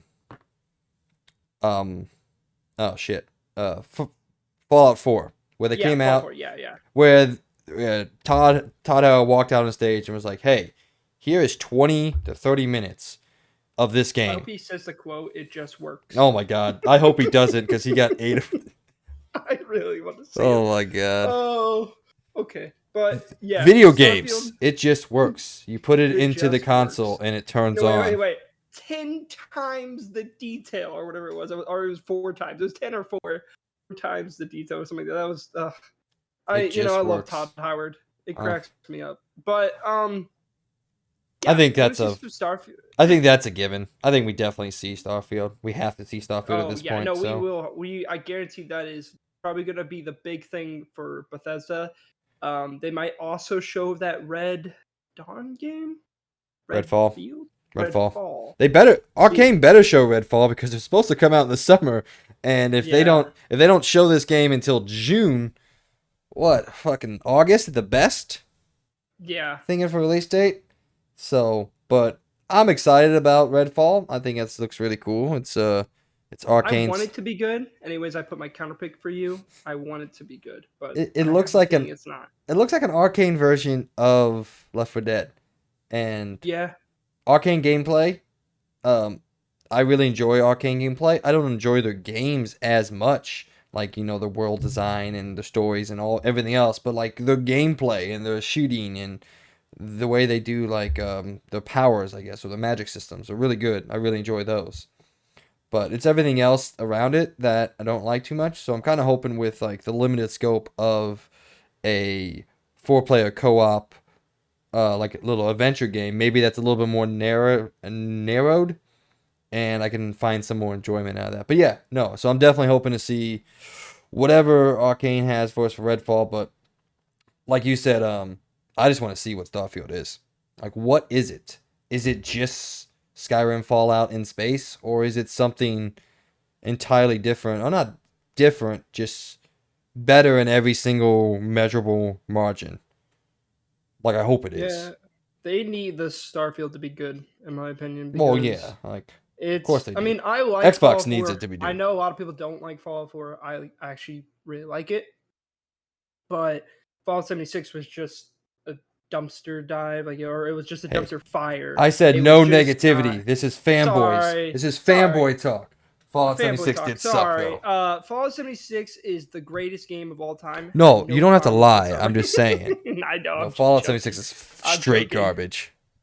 Yeah, it had a cool idea, but they just really didn't get it. Like, it was just not good. And I even tried I it don't out. I So it's not I like I actually didn't try disagree. it. I did try it. I disagree. I think the idea wasn't even that good. I mean, it was pretty cool, but it just You thought it was a good idea to have zero NPCs in an open world game? All no, right. no. The NPC part wasn't good. It was the multiplayer idea was a good Yeah, idea. I I guess think so. it'd be cool to have. Like, I mean, come on, think of Skyrim, but with friends. I mean, yeah, obviously friends make any game better, but like, Wait. Hold up. You're telling me I don't have friends in Skyrim? Come on. what? The dude No, took I an mean, arrow in the like, knee. oh, of course, He's my friend. He talks to me every time I walk into the of city. course. So no, one thing I'm really hoping we get a chance to see is Machine Games Indiana Jones. I want to see what that is. Oh Is yeah, I didn't it know they were making it is in it Jones, huh? wait, seriously? Yeah, I didn't know Oh, that, yeah, they announced it like last year. Sorry. Uh huh? get in the loop, so is it Sorry. anyway, is it Uncharted? Is it Tomb Raider style esque in that explorative third person action adventure? Or is it some amalgamation of Indiana Jones franchise in the first person? Because I really don't want it to be first person. I want it to be a third person action adventure narrative game set in the Indiana Jones universe. That's what I love, and that's what I want it to And who's be. it gonna put? Is it? I mean, obviously it'd probably be Indiana Jones himself, but like, where are they gonna go with it? Like, there's Anywhere. not really a huge lore with Indiana Jones other than just he goes and does treasure things and like I don't know. Yeah, but I'm curious. there wasn't really a huge lore with Uncharted until they created the lore. So Well, yeah, but the thing is, Uncharted was made from scratch. Indiana Jones is already made, yeah, so I don't know. I don't know. It may be they have something up their sleeve that I don't know, which obviously they do. But I'm just saying, like I don't know. We'll see. But I'm not really. I mean, I guess I am kind of excited for it because it'd be pretty good. I like Indiana Jones, so yeah, I who think it's knows? cool. Now I have heard people that saying they would rather see Wolfenstein 3 than Indiana Jones, and I just disagree. I was so let Oh down no, Wolfenstein by 2 is not that good. yeah. Well, okay, I was let down by Wolfenstein 2. I thought it was still a decent game. It just wasn't Wolfenstein 1. It was the co-op game that was absolutely garbage. It was the Oh yeah, co-op game that was awful. So that was I gross. want Wolfenstein to take a break. I want Machine Games to work on Wolfenstein, figure that shit out, and come out with a banger for the third one. So I'm hoping we see Indiana Jones. That'd be kind of cool. I honestly think Wolfenstein's done because if you have you watched at least the ending of the crappy two-player one, Well, we know the they're way making a third one. We know Wolfenstein. really, Yeah, I we don't know know they're how making a they third could one. continue it. To be honest, it's just they already beat the Germans. There was barely any left. The second one just of what was left. So I don't really know where they're gonna go with that. To be honest. I mean, I don't know. we're talking about a It's game where Wolfenstein. yeah, Well, they you get your head chopped off and yeah, you're still alive. what was it? They went to Saturn. I forgot what planet they went to. Yeah, Yeah, they went to Saturn and fought Nazis. So I mean, and yeah. you can do whatever you want with this game. So, but I also think Wolf. Oh, sorry. I wanted to ask you, Hmm. do we see the next Doom, or is it too Oh, early?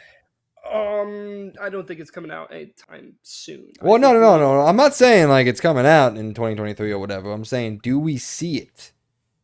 Do we get just a title screen, just a doo doo doo doo, and just boom, Doom 3 flashes on screen, or whatever they call it? I don't think it's gonna do even that until next year. Really? I believe. Yeah. Because Doom came out 2019. Did it? Or was it 2020? Really?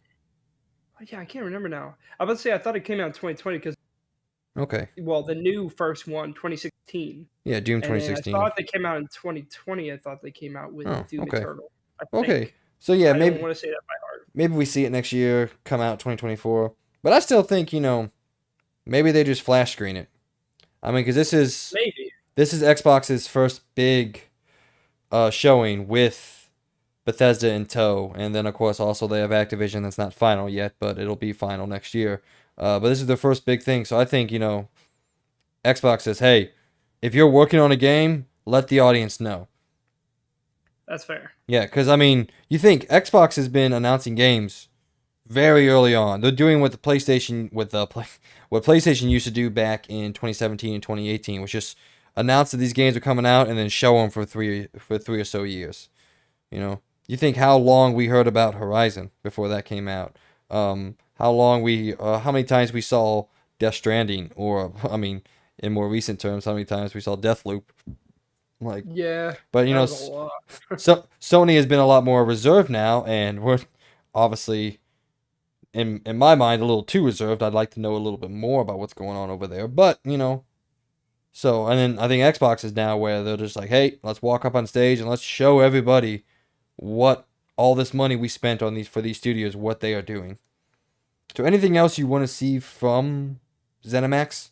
So I think it's guaranteed we see Starfield. We have to. Yes. If Starfield isn't here, then the game's not coming out this year. Like, it's just plain and simple. I think there's a good chance we see Redfall and they announce a delay to maybe 2023. I don't want that, but we have heard nothing of it since last year. Yeah. So, and if they do come out and they say, hey, I think the best we can get is it comes out August, October, sometime in that range. But I think the more likely is it'll get pushed back to maybe Q1 of 2023. Actually, Um, oh, sorry. no, and then I think we do in fact see something from Machine Games, whether that be just an update of information, or we see a quick 3 minute to 4 minute gameplay trailer for either Wolfenstein 3 or Indiana Jones. One of the ones. I hope it's Indiana Jones, but we'll see. And then I'm gonna say get hype moment. I think we see a splash game to just fully announce that it is making the next Doom, even though we know they are. Or okay, hold up. You want to get real crazy real quick? Hmm. What if fucking the id logo comes on and they just flash Quake on there? You know, That'd be hype as hell, dude. that would be pretty That crazy. I ooh, could see that. that would be hype as hell. Yeah, what if They they're rebooting Quake? Ooh. or what if they're making Doom? Because like Doom's always been like a single player game. Like yeah, there's multiplayer, but no one plays it because it's not that great. Um, it's fine, it's passable, but it's not the thing that people buy Doom for. So and Quake has always been a more multiplayer focused series. So what if like they're making Doom single player and Quake is going to be like their free to play multiplayer game? Like what if Quake comes out and it's a free to play arena shooter? That'd be kind of cool. It would be pretty cool. It could work. Yeah. I did have another idea. What's that? I think they will announce Redfall still, and it will still be coming out this year. And I bet you know what they're going to announce? They're going to announce the closed beta, and that's how they're going to get people still keeping going on Redfall. They're going to have some kind of beta come out where people can try it out, and it's going to be like a part of the game. I actually now have a feeling that's what they're going to do. They're going to do that so they keep it, on the radar. And then if anything, let's say the beta gets delayed or something like that, then they'll delay it. But I don't think they're going to delay it. I actually think they are going to just come out with a beta thing. And then yeah, Starfield, I think they're going to show gameplay. I would hope. and maybe another announcement. I don't know if it's gonna be Indiana Jones, but I don't think we get another.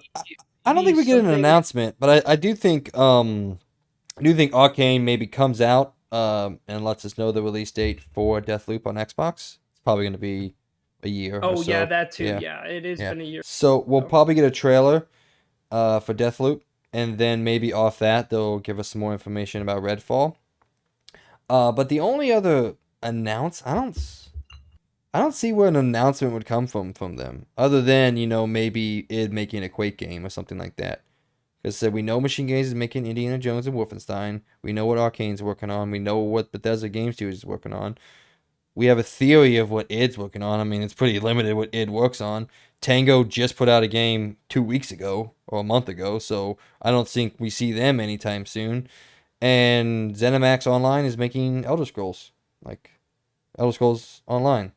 So I don't think there's too much room for announcements in Bethesda's portfolio, but I do think there could be some cool things. Question. Mm-hmm. With the blowout of Skyfall, that's not it. Starfield. There we go. Mm-hmm. With the blowout that we're probably gonna get, it says if we don't get, it'll be a massive disappointment. Do we get a just another slight little tease of Elder Scrolls 6? Just another. Maybe we get some more details about the world that it's going to take place in. Because we already know where it's going to take place. They announced that last year with that little scroll. But do we just get some musical cues and then maybe something else just to whet our appetite? That's gonna be a weird one. I mean, honestly, I think they might go for even a more weird. What if? What if they make the teaser for the new Elder Scrolls? They add it as a little free DLC to the Elder Scrolls Online to give a preamble or something to connect itself with the new Elder Scrolls game. Maybe. That's a weird idea, but I feel like they would do it. Kind of like how Borderlands did it, where they come out with those free DLC stuff before the game comes out. Like, for example, if you played Borderlands 2, they came out with that free DLC that is literally a prequel to Borderlands 3, and it ends up where basically Borderlands 3 kind of begins. And so maybe that may, or they do just show a short little something for it. I don't know what they would show because I don't even know why they announced it, because I mean they've probably been putting a lot of work in the Starfield. So I mean I don't even know when Elder Scrolls is going to come out. Probably not for another couple years. Which I still 2020, think it's 2027. yeah. I still don't know why they even like announced it back then, because like yeah, I knew it was gonna be a long time before we see Elder Scrolls 7 or 5, I mean, 6. I don't even remember where it's 6. at Elder now. Scrolls 6. 6, yeah. Yeah. I mean, yes and no, but you also got to think, I mean, shit. Fallout 4 was, what, 2016? Yeah, I think so. Fallout Yeah, Fallout 76 was 2018. So it's been 4 years since they released anything. but they got So like, Starfield. yeah, but I mean, Bethesda's GameWorks is massive. That's true. So Who knows? Maybe it'd be really weird if they showed a little clip of like, well, no, not gameplay. I don't think they would show gameplay. Maybe a cinematic trailer to tease the story. I guess that could be it too. I do think it'd be a cool idea if they did some kind of teaser with the Elder Scrolls Online. Anyways, we'll never play it, but still a cool idea to kind of tease and hype up people still about the new Elder Scrolls game. Anyways, it's not coming out for a couple of years. But I mean, yeah. I think that might have been a cool idea. I don't know. all right, But well, let's yeah. go on. So give me what Xbox is doing, because we kind of have an idea that Bethesda is, gonna present separately from Xbox. Bethesda still wants to be Bethesda. They still want to do their own thing. So give me what you think Bethesda is going to do. You mean Xbox? Oh yeah, Xbox. Sorry, my bad. Yeah, okay. Yeah. So what Xbox is gonna do, they're probably gonna knock it off at the beginning with more Halo Infinite updates. Probably gonna hit with that. They're gonna be like, hey, we're dumb. We don't By know the way, how can I interrupt to real quick? create a sorry. That was Yeah. weird. My computer just had what I can only describe as a mouse aneurysm. For the past like 5 minutes, my screen's been black, and I just hope the recording's been going, which it has been. So I've just been like trying to frantically get my screens back on, and then my mouse didn't work. So then I had to switch mice real quick. So now my mouse works. So I don't know what the hell just happened. But anyway, we're good. Everything's Okay. still okay. So continue on. That was just Okay. the weirdest shit So I've ever yeah, seen. I think they're definitely gonna start off with some Halo Infinite because it's already out and it's their free to play online game, and they're probably gonna bring back some classic things. They're gonna show off some co-op stuff. I would hope to God Do you think we something, see Battle please. Royale? Yes, You do? Wow. I do think Battle Royale. There's been a lot of teasers for it. I wouldn't be surprised. Don't know how good it's gonna be, but I mean, hey, if it's really good, that's awesome. I mean, hey, if it gets some money and it's fun, I mean, I could think of some cool ways it could be. With that, I mean, they sell the cosmetics and all that. Maybe it's fun. I don't know how they're gonna do it, but I think a cool idea is ODST drop. You drop in an ODST pod, and that's how you get in. You know how cool that would be? That'd be hype. I mean, That'd be I would hype to definitely have sell. to try it at least because that would be pretty sick. Is there But any who kind knows? of narrative significance given to the Battle Royale mode, or is it just a Battle Royale mode? They're not going to go in depth and worry about it. Like, Well, they hey, have been doing. Oh, sorry. Keep going. I was just gonna say, like, I don't really foresee them feeling the need to do any kind of narrative, um, backing behind it. It would be kind of cool for them to do that, but I don't really foresee them doing any kind of narrative backing behind the Battle Royale mode. It's just like, hey, this is a Battle Royale mode. Um, this is a big map, and this is what we're gonna do. Also, what does the map look like? Well, it's gonna be a little sad when it has a lot of problems when the campaign only has one. But um, I would hope they would have multiple biomes. Like maybe it's a Halo. You're on a Halo, of course, and there's probably I would hope a snowy area, a forest area, maybe if you're lucky, uh, desert area. But I don't think there'd be desert. And then there'll be spires across the map, kind of like how the normal Halos have it, and then riverbanks and all that, and then maybe they can have some uh I guess some battlefields and stuff, like where stuff happened. That's what I would think. That's how it'd be set up. And then Okay. hopefully I guarantee they're gonna have some kind of not like legit good story, but I don't know if you noticed, but with their new seasons when they come out, they do have story ish trailers to kind of connect it to the lore. So they might come out with some kind of story share, kind of like how Warzone did it before it came out, where they're talking about how they're like, wait, what's going on? Why are people killing each other, kind of thing. No, I mean So they maybe something like that would happen. Maybe Warzone the still does that. I lore mean, writers just are taking over people and yeah. stuff. I don't know. The new update came out with Godzilla, and well, I guess it's coming out. They're getting ready for it, but yeah, the new map came out Oh yeah, yeah. just this past week, which apparently everyone says improves the Caldera map a lot. So I I would guess hope so. good. Yeah, it's a pretty shit Yeah. map. So one thing I did want to say, couple things here, looking through the list. I don't know if you're a Compulsion Games fan or not. I loved their game Contrast. Came out. It's one of the first games I played on my PS4. And then I know We Happy Few came out quite a few years ago. I believe it came out in 2018, and people didn't like it. So, I don't know if you have any. Well, obviously none of us really have any idea. So it's a dumb question to ask. But like, do we see maybe what they're working on? And Who? do you care? Compulsion Games. What did they make before, to be I honest? I literally don't remember. just said everything that I'm they made before. sorry. I said they made Contrast. I played it. Oh, I see it now. Yeah, my first game, and then We Happy Few, which was a pretty big disappointment um, from what I can tell, from its reception and the way people talk about it. Kind of one of the games that came out and nobody seemed to actually care about once it got here. So, do we hear Um, what they are working on? That'd be kind of cool to see, because I like their art style. I like the made up from, ex Arcane Studio developers. So, I think they might come out with like a basic trailer. I don't know if they're gonna show anything deep, but I would hope they would show something. I think the biggest issue with We Happy Few just didn't know what game they wanted to make. It turned into so many different things throughout its production, and in the end, it was a weird mix between a survival game and a story game. It's really weird. Like I watched Amy play it, and I watched some people talk about it. I mean, it's pretty cool, but it's just the fact that they had an identity crisis with the game. They just had no idea what they wanted to make it. So I hope they do show something because I think they definitely have the talent, and it could be really cool stuff they can make.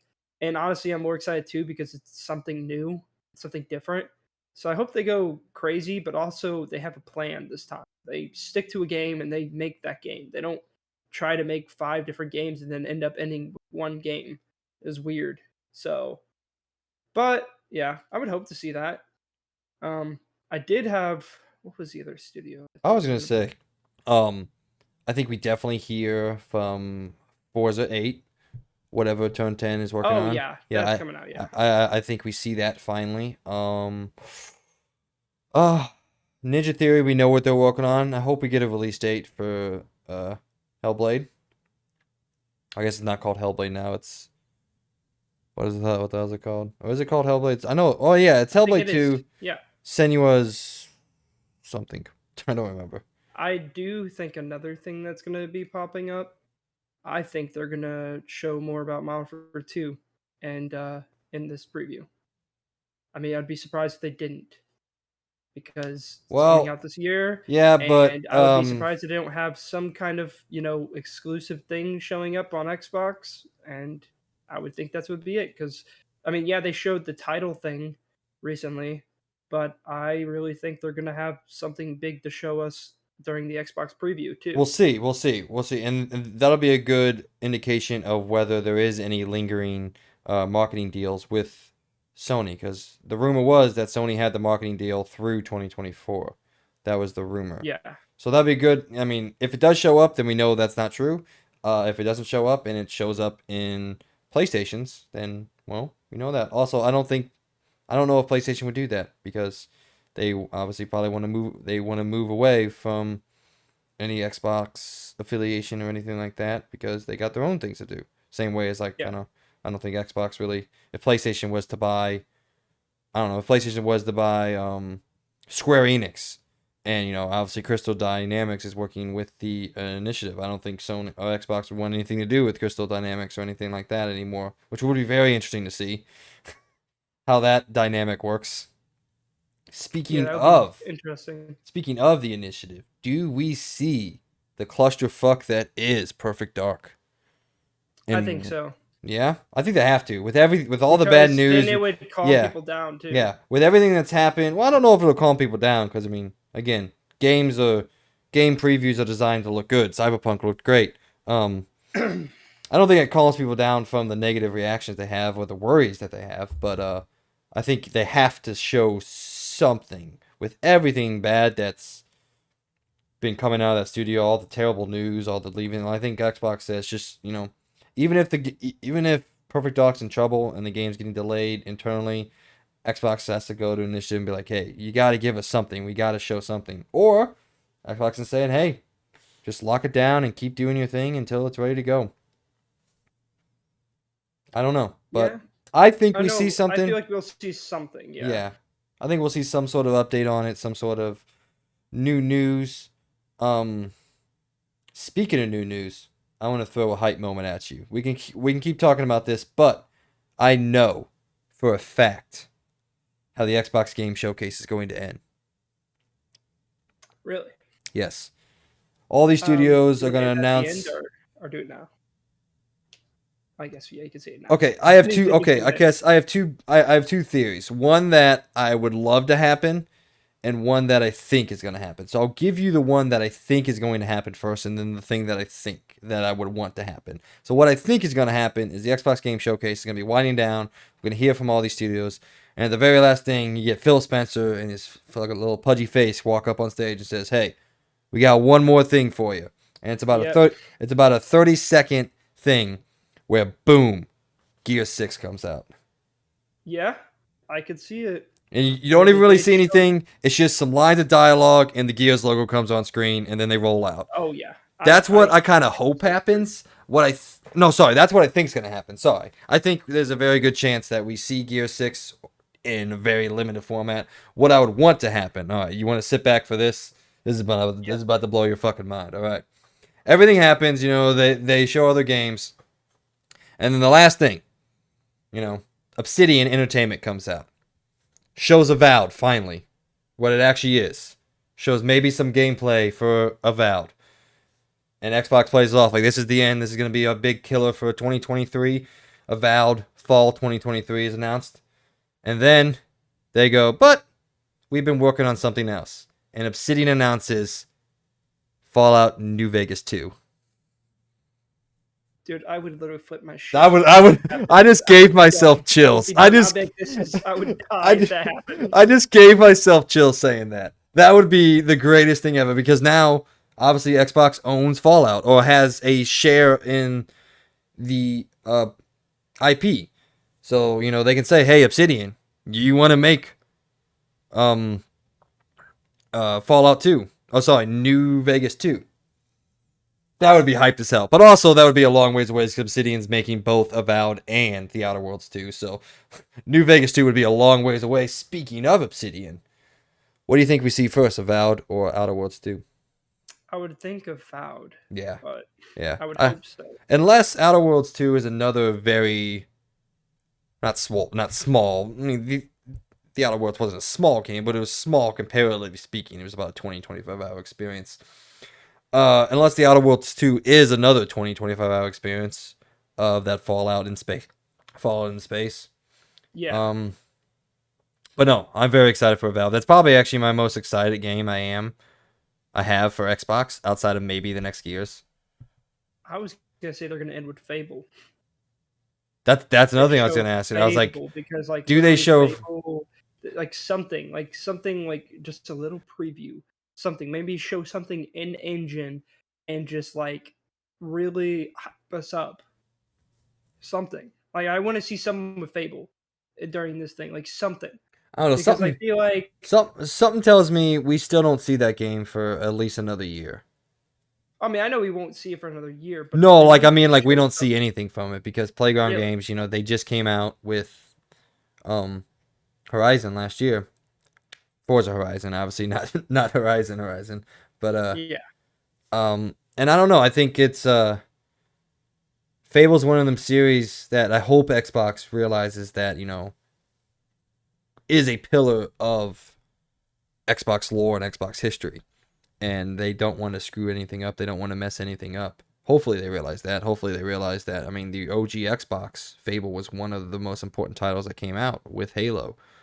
So hopefully they realize the importance of the Fable franchise and just sit back and instead just take the time with it.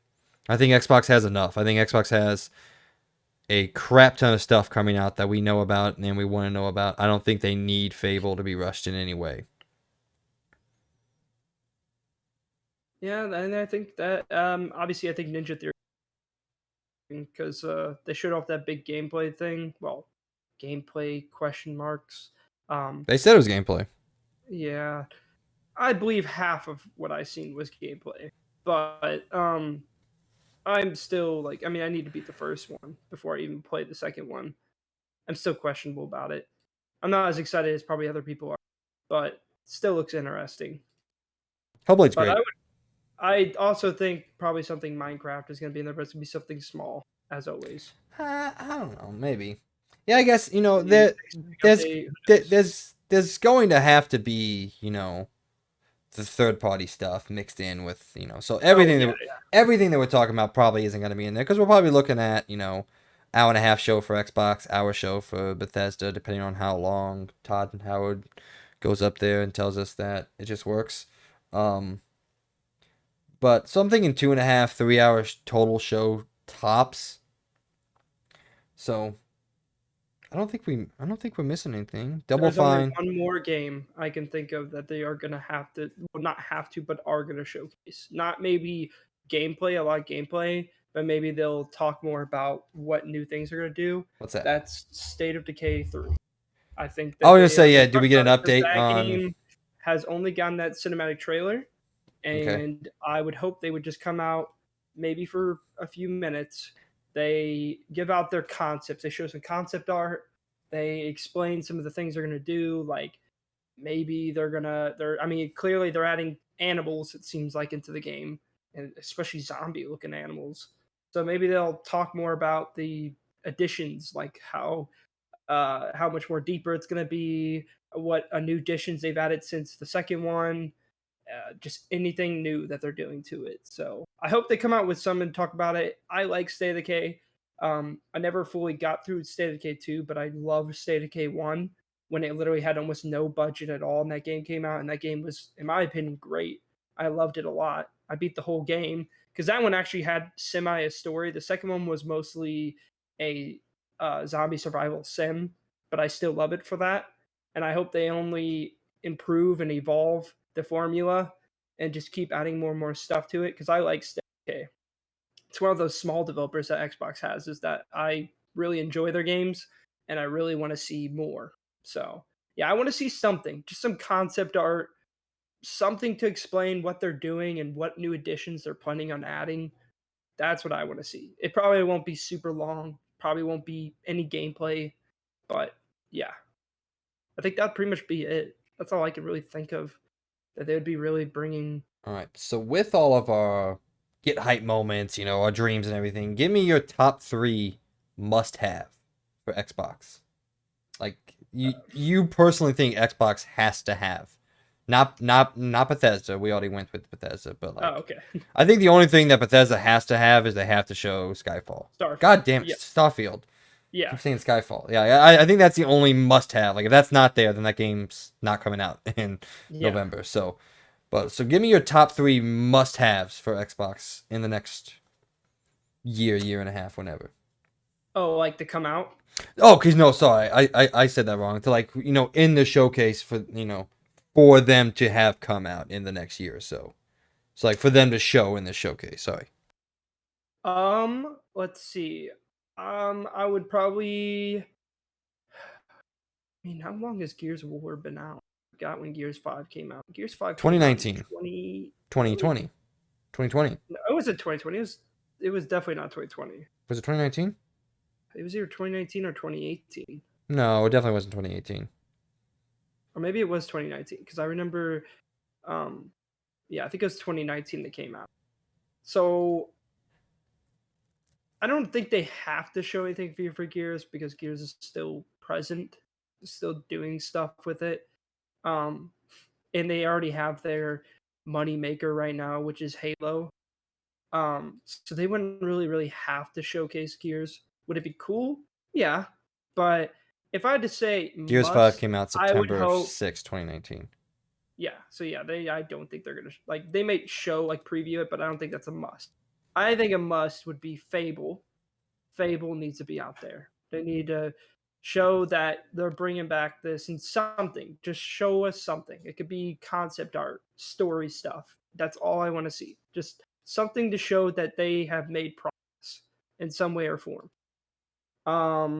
The second one, I mean, we already talked about Bethesda, so I guess I won't bring that up. Um, I will tell you I that guess September of this year is the same time frame between Gears 4 and Gears 5. 3 years. yeah, that's true. It could be.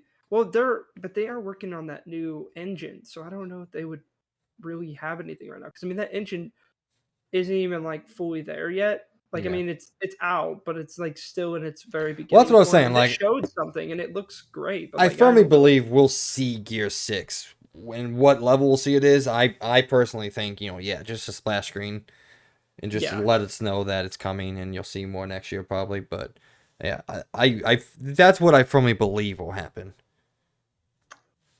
I think Hellblade is definitely gonna be showed. Anyways, I'm not that excited, but I think that's a must. It's kind of already been shown, but they need to give us a release date. Yeah, Or at least a something, release window. I would hope. Yeah. I would say that is another must. And then probably the third, I would probably say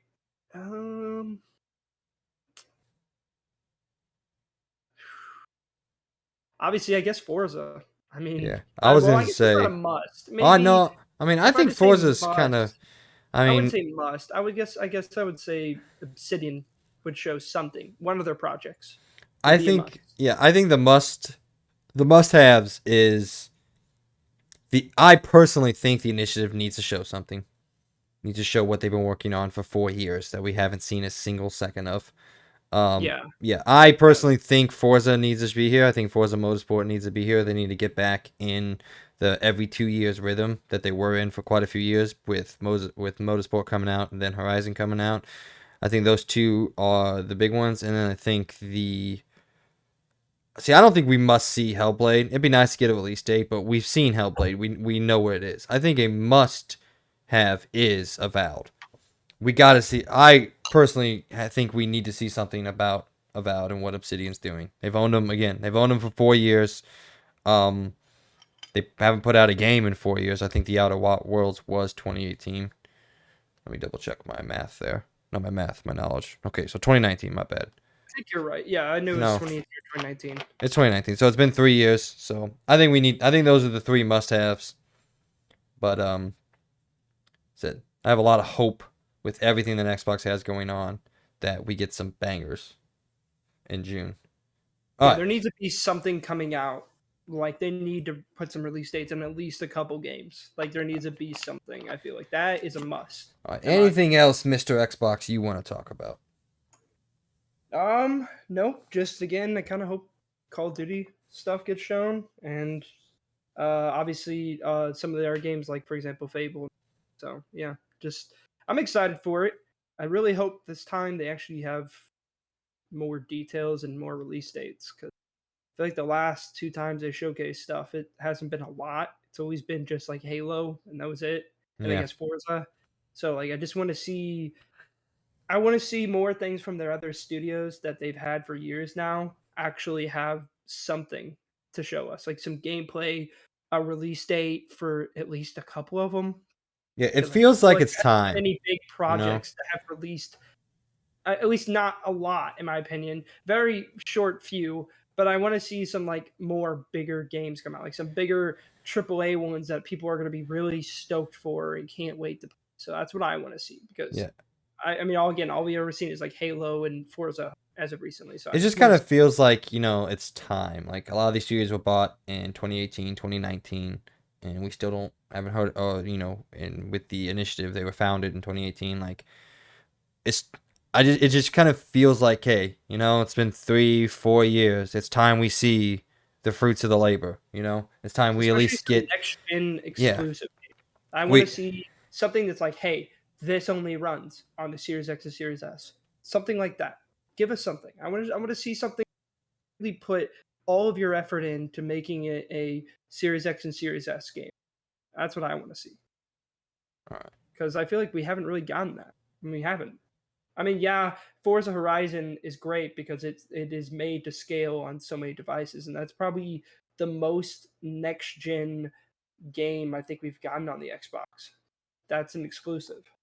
So I would like to see either if they want to go down that route again, but I mean I just kind of want to see some more exclusives. Start moving away. The Xbox One's starting to get old. Something that's just made for the Series X and S. That's what I want to see.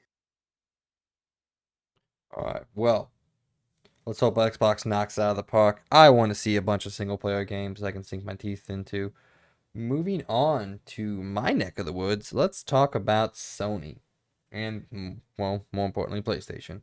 Like I said earlier, I think we're moving into Act 2 of the PS5. We knew pretty much a lot of things for years that have come out during Act 1.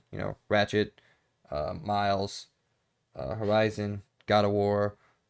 Hasn't come out yet, but when it does come out, when that comes out, that'll be the end of what we pretty much knew going into the PS5. What was coming out? Gran Turismo is out now, and so now it's time that we see what the next stage is. What is the next onslaught of Sony exclusive first party games? Everything that come out for the next 3 to 4 years. We know two of them from the same studio, so we know obviously Insomniac is working on. Hold up, what's up? Insomniac is working on Spider-Man 2 and the Wolverine. But outside of that, and then, Naughty Dog. But outside of that, we don't know a lot of what these teams are working on. And I kind of want to have some fun just going through the list and talking about some of the big time ones. And talking about some of the smaller ones. Because Sony does have a lot of smaller studios that they come out and they put out some of these other games that I really, really love. Like obviously Pixel Opus. I want to see what they're doing next.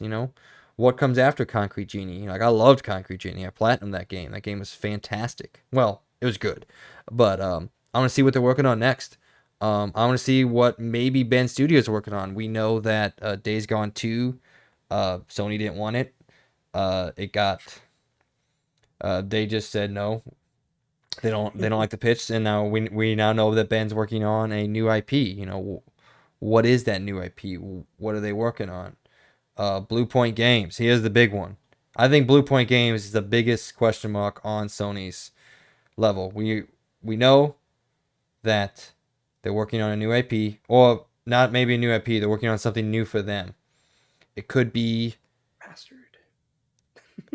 Well, no, I mean, That'd be sick. I think there is a remake. I think they're working on two things. I think Blue Point is working on a new game in an established Sony franchise, and then I think they are working on a remake that they've been working on for a while. Guerrilla Games is obviously just put out Forbidden West. They're working on the multiplayer Horizon, and they are working on a first-person shooter game. We don't know what that is or where that takes. I highly doubt we see a Killzone. I honestly don't want to see a Killzone. But so let me go to you. Yep. What do you think? Because I have my big studio is Blue Point, and I have two things. One of them that I'm pretty convinced, based off rumors, that they're working on, and the other one that I would lose my shit if they actually are working on that. But what do you think, looking at this list? Go through some of these studios. Tell me what you think they're working on, maybe what you want them to working on. So let's go to Sucker Punch. Obviously, just came out with Ghost of Tsushima in 2020. Been 2 years now. Do we see what Sucker Punch is working on next? Do we see if it's Oh yes. do I think they're gonna show something. and okay. Do you think they show Ghost of Tsushima 2, or do you think Ghost of Tsushima is a one-off and they come off with something different? I think it's a one-off. I would hope so because I don't really know where they would go with it. I think it's a good story, and it's not a story that really I feel like you could sequel unless you want to do an off story like Infamous did, where you have the second son, and maybe they have a Ghost of Tsushima. I don't know what they would call it. Um, who knows? Uh, Other than that, I mean, I would hope they. I mean, I think Infamous. I would think has been put the rest, but I don't know. I mean, since they moved away from it and started to make new IPs, I would hope they kind of just move on and either stick with doing Ghost of Tsushima as another off game, or they make something new. Which I would love to see something new What because I about mean, I think this? yep. What about a sequel idea for Ghost of Tsushima? So in Ghost of Tsushima, wee spoiler alert. We essentially see the birthplace of ninjas and the ninjutsu style of combat that is birthed during the Japanese franchise. What if, in some way, the sequel is formulated around Jin being the first real ninja and creating that fighting style within the Japanese hierarchy? Oh man, that would be so cool. It's like I That's a it'd be, great idea. we've talked about in depth how Ghost of Tsushima is essentially the Assassin's Creed game that Ubisoft never made and can't make because they don't have the skill for it. What if we get like a Brotherhood style game where Ezio in Assassin's Creed Brotherhood is building up the Brotherhood in Rome, in Italy. I guess they're one and the same. But what if this game is very similar in that kind of story format, that where Jin is building up the first ninja clan in Uh, ancient Japan? if that's true, and they go down that route, Oh, I think it's a perfect I'm, idea. I'm just spitballing, man. I'm just coming out with It's a good ideas. So, idea. It would go with the story. It would still push it forward.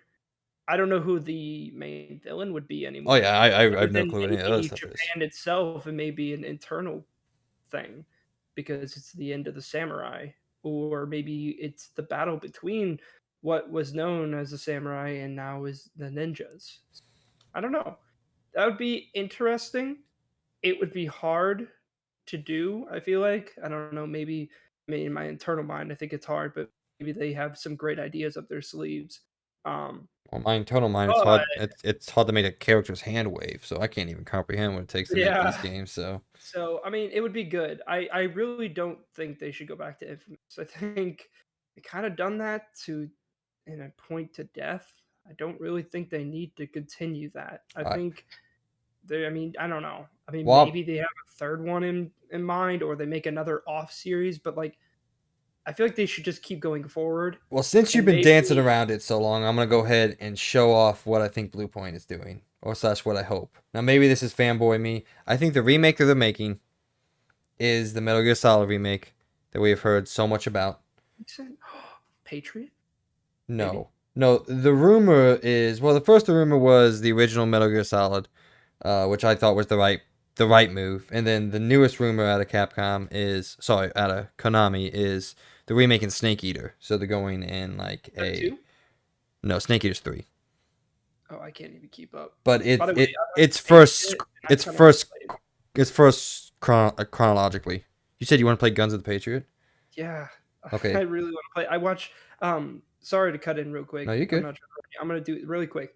Uh, and I guess a little shout out. Digital Foundry. I don't know if you've ever seen their video, but they have a video up of a where they got it Guns of Patriot to run on the PC, Oh yeah, and it's like running at a solid 60 FPS and everything, and it looks like it's like upscaled to 4K, and man, that game looks awesome. the game is awesome. So The only it would be problem great with that for is something if you play Guns of the Patriots first, you have zero fucking clue what's going on in that story. I mean, that's fair. Yeah, no, the game is really, I mean, that Metal Gear Solid 4 is the end to the Metal Gear Solid story. So to jump in at the very end would be pretty rough for you. But so I think they're remaking one of those. Or if it's a collection, It could be a collection, but dude, I it could think be. their new game. Again, I stated that I do not believe it is a new IP for Blue Point. I believe they are making a new game in an established Sony franchise, PlayStation franchise. And I keep going back and forth between two of them, and you kept dancing around one of them, so that's the reason why I'm thinking it. I think Blue Point is either making the next Infamous game or the next Uncharted game. Ooh, huh? Did And wait? what Who made Lost in Legacy? Was that still just Lost, Naughty Dog? yeah, Lost Legacy was Naughty Dog, yeah. But Naughty Dog's too busy, man. They got a new IP. They got The Last of Us Last for of Us factions. remastered. I got The Last of Us remastered, which I do think we finally see. That's another thing I think we finally see. Because I think that they're planning on having that come out very close to the TV show. That would make sense. That would make sense. But I think Blue Point is working on the next big entry in one of those two franchises. Because we've been hearing so many rumors about Infamous remastered or remake. And then obviously it's been 6 years now since the Lost Legacy came out. Almost seven. I mean 7 years since A Thief's End. I think it's time to pop the cap off the next Uncharted and maybe come up. I mean, I'd be okay if they come up and it's literally just Cassie doing her own thing. Honestly, I would think it would not be her. I would think it would be or or Cassie's older, Well, of course, Cassie would have to and be she older. starts working with what's her name? I can't remember her Chloe. name. Chloe, and then Yeah, but I don't think they go back to the well with Chloe. Like, we saw Chloe and Nadine work so well in The Lost Legacy. I don't think they go back to the well with Chloe. I think they essentially reboot the Uncharted franchise with it being the ultimate sequel to what happens at the end of A Thief's End, with Cassie being the next Nathan Drake, Cassie Drake. I think it's like a spiritual rebooted sequel kind of thing they got going on. I don't know. What do you think? I think I'd be really excited about it. I think that could work really good. I don't know. The only group I could see is with Chloe in that because the way they end it Lost like, oh hey, we all work really well together, don't we?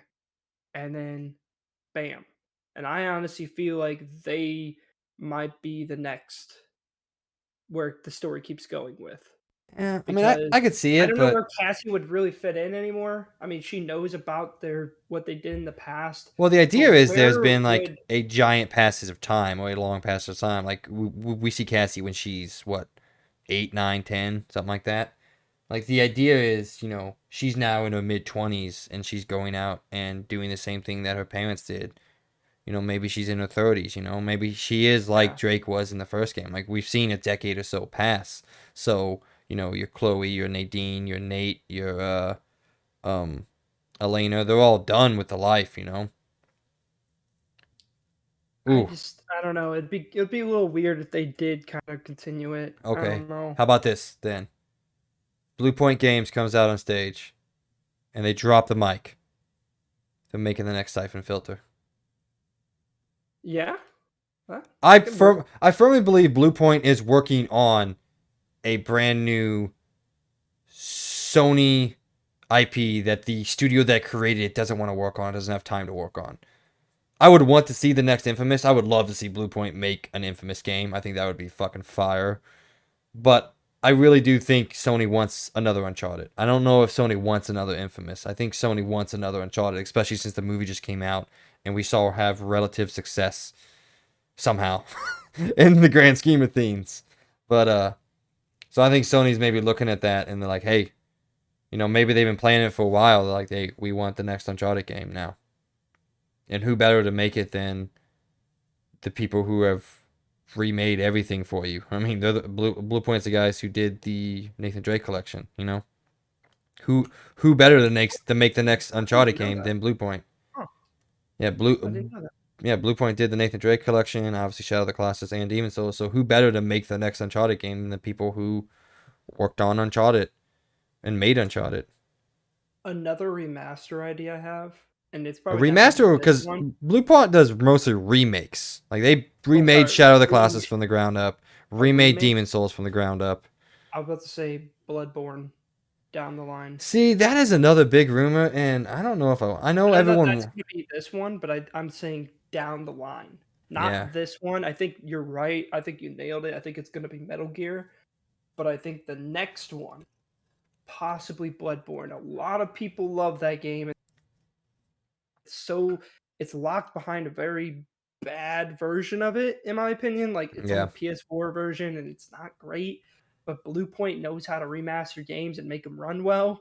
So like remastered Bloodborne, or sorry, remake of Bloodborne would be pretty cool. So I mean, I don't know. I mean, they remade Demon Souls. So, and Demon Souls was only on PS3, right? So therefore, you know, Bloodborne was only made on the PS4. So maybe possible remake. I don't know. Maybe they keep going down that line. I mean, they already have the knowledge that they had with Demon Souls. yeah. So, Here's something. Do we? I mean, Bungie's going to be involved in some way. Is oh it yeah, is it just Destiny, or do we see the new IP that they've been working on, which most people the believe is new the IP. is the reason that Sony bought them? Is because whatever they're making on, Sony saw it as like, we want that. If it's another Halo-like game, I'm very excited. I don't know if it's gonna be I hope another. they I go mean, back to the roots because I miss. Oh, it'd be so cool. I don't know what I would want Bungie to do. I mean, obviously they are essentially the original proprietors of live service games in the way that we know them today. Um, but I don't know what I don't know what I want from a new IP from them. Obviously, it's their own thing. Whatever they were doing, Sony obviously just bought them a couple months ago. So, um, whatever they working on, whatever they're making, it wasn't for anybody. It was a passion project and something that they wanted to. And Sony saw it. It was like, we want that. So, but Wouldn't be pretty funny if their new project with working with Sony was Killzone, which oh, was Killzone was supposed to be the Halo killer, which Killzone will now be made by Bungie. Which hey, I mean, that would be pretty funny that though. I that'd be would laugh. fire. That'd be fire. I'm telling you, that'd be the best It kill would be ever. way better storytelling than all the other Killzone games. So, because it'd be with Bungie who made all the Halo games, Yeah, so who actually they'd be knows how to killing tell their a own story. franchise. What else? I think we see what Team Asobi's working on. We see the next Astro. whatever that is, whether that be the VR or an actual full-fledged built from the ground up PS5, action platformer Astro game. But I'm really excited about that game. I loved Astro's Playroom. I loved Astrobot Rescue Mission. I love both of those. So I'm excited to see what Team Asobi comes out with next. I think VR makes sense because that'd be a good launch game. Speaking of VR, do we see VR2 this year? Oh yeah, I think we 100% see VR2, guaranteed yeah. it. I think it comes out next Guaranteed. year, but I think we see a big blowout later this year for it. Wouldn't it be crazy if it comes out this year? I mean, yeah, it'd be crazy, but I don't see that happening. I feel like one of either PlayStation or Xbox is gonna do something crazy. Like they're just gonna be like, I they're don't gonna know. show a game. They're like, comes out this year. I think we're That'd be cut. pretty crazy. I think we're coming out of. I think we're coming off of the pandemic. Things are kind of starting to get back to normal. We see, GPU prices coming down, production going back up, people going back out to work. So I think maybe this is just a year to say, hey, let's just refocus and rebalance, and let's get back to the way things are. How much I of agree. how much of Spider-Man and Wolverine do we see this year, though? I think we see a huge blowout of Spider-Man, and I think we see a more I don't. detailed CGI trailer for Wolverine. I don't think we see any gameplay yet. And maybe, who knows? Maybe Insomniac is just fucking master wizards over there, and they're like, "Hey, Spider-Man comes out. This year. Spider-Man 2 comes out April 2020, 2023, and Wolverine comes out January of 2024. Like, I don't know. They're fucking wizards over there at Insomniac. I Did you mean, see that they already put out the update for VRR for Miles Morales? oh, I didn't. Wait, it's specifically for Miles Morales. Why wouldn't it be for everything? Well, no. Isn't So VR supposed to be a yeah, well, Sony announced that it's universal? coming. Yeah, it came out this week. Man, you really don't read the news, do you? No. What you said it was for Miles Morales. Like Well, I I'm saying thought VR was Insomniac already had it ready to go. Like, they already came out with it. Like, Oh, yeah, dang. Okay.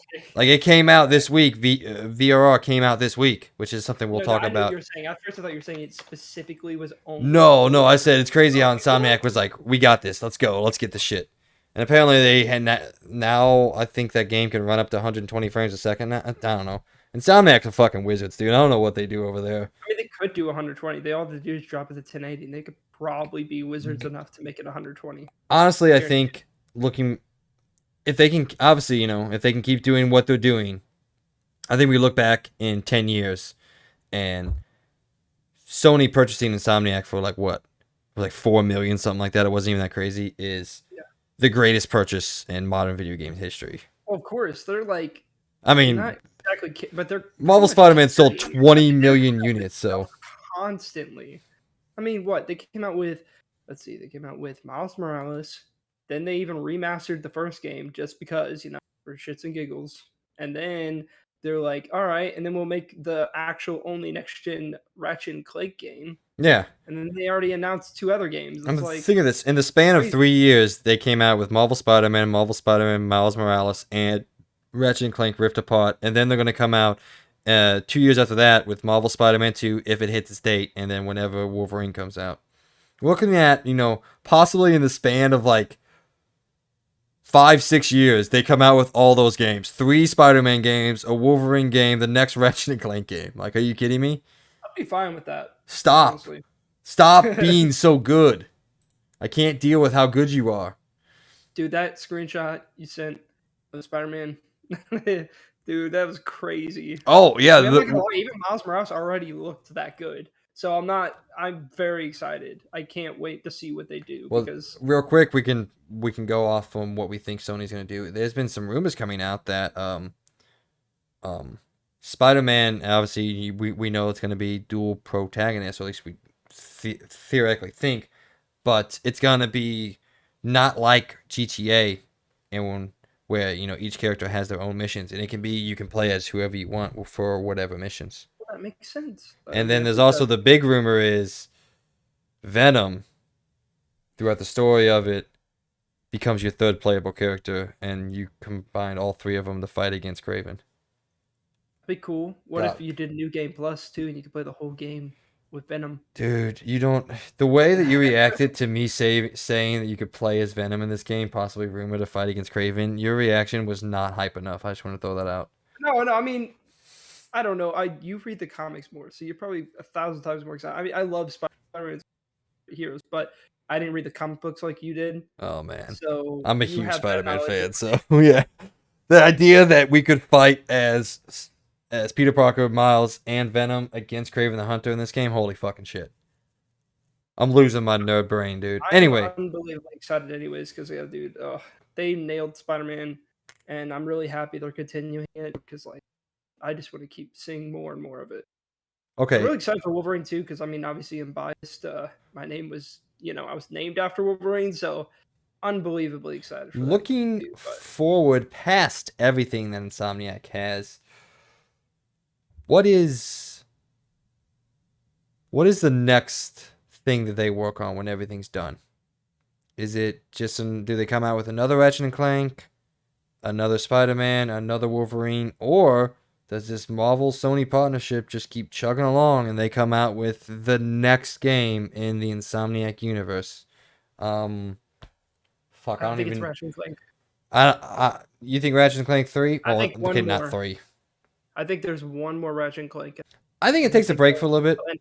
I think Rift Apart, while it was a great game, it didn't blow the world up like Sony had thought it would or hoped it would. I loved it. I absolutely adored it, but it was very much a Ratchet and Clank game, which, to be fair, is what I wanted from that game. But I don't think it lit the world on fire that Sony was hoping it for, so I think Ratchet and Clank takes a break. I think they put out Marvel Spider-Man 2, and obviously they put out Wolverine, and then they take a year or two off like they do, and then they come out with the bangers, maybe Marvel's Wolverine is just a one-off for right now, and they Oh, if come it was out, more than one, ooh. and then they come out with the next Marvel hero that they could. Oh, Daredevil, Insomniac Daredevil game. Ooh, Mm. that would be a good idea. Daredevil and Spider-Man have What a if it very. all starts? What if they start building all these characters like the movies, and then in the end, We they all actually get a start to real come Avengers game. together? Yeah, We actually get a real Avengers game. yeah, and then it keeps all the gameplay from all the games In 20 combined. years, we get Insomniac's Avengers on the PS7. You know, it wouldn't be too far fetched. Uh, It would be a pretty good idea. all right. What else we got? We know what Media Molecule's working on. Media Molecule is going to continue to work on Dreams.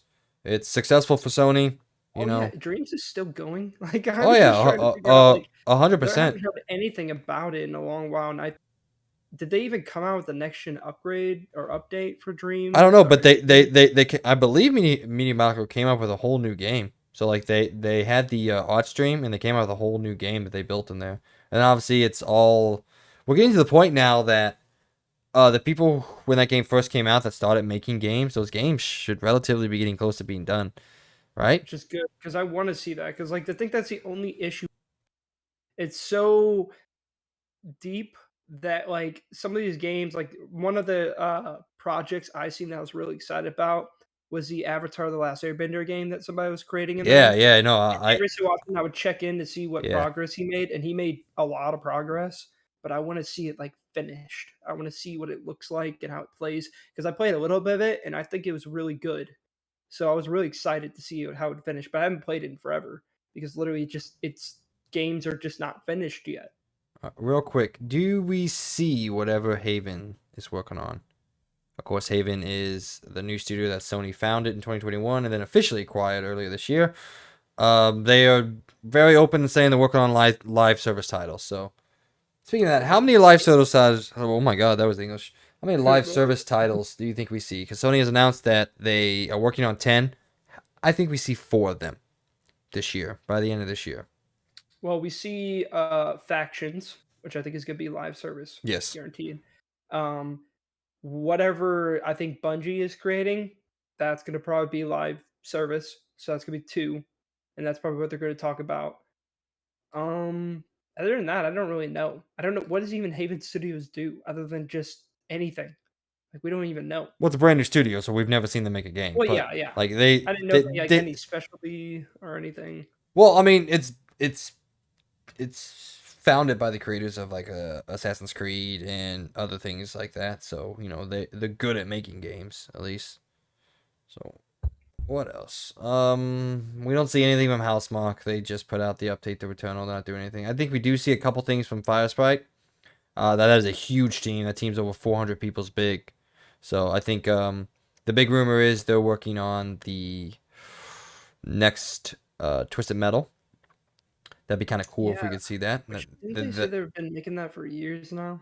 I mean, I would think they would announce it Well, this the time. original rumor was Sumo Digital was making it after what was that game that came out that no one liked? PlayStation Battle All Stars. Wait, Destruction All Stars. There we go. Oof. Came out and yeah.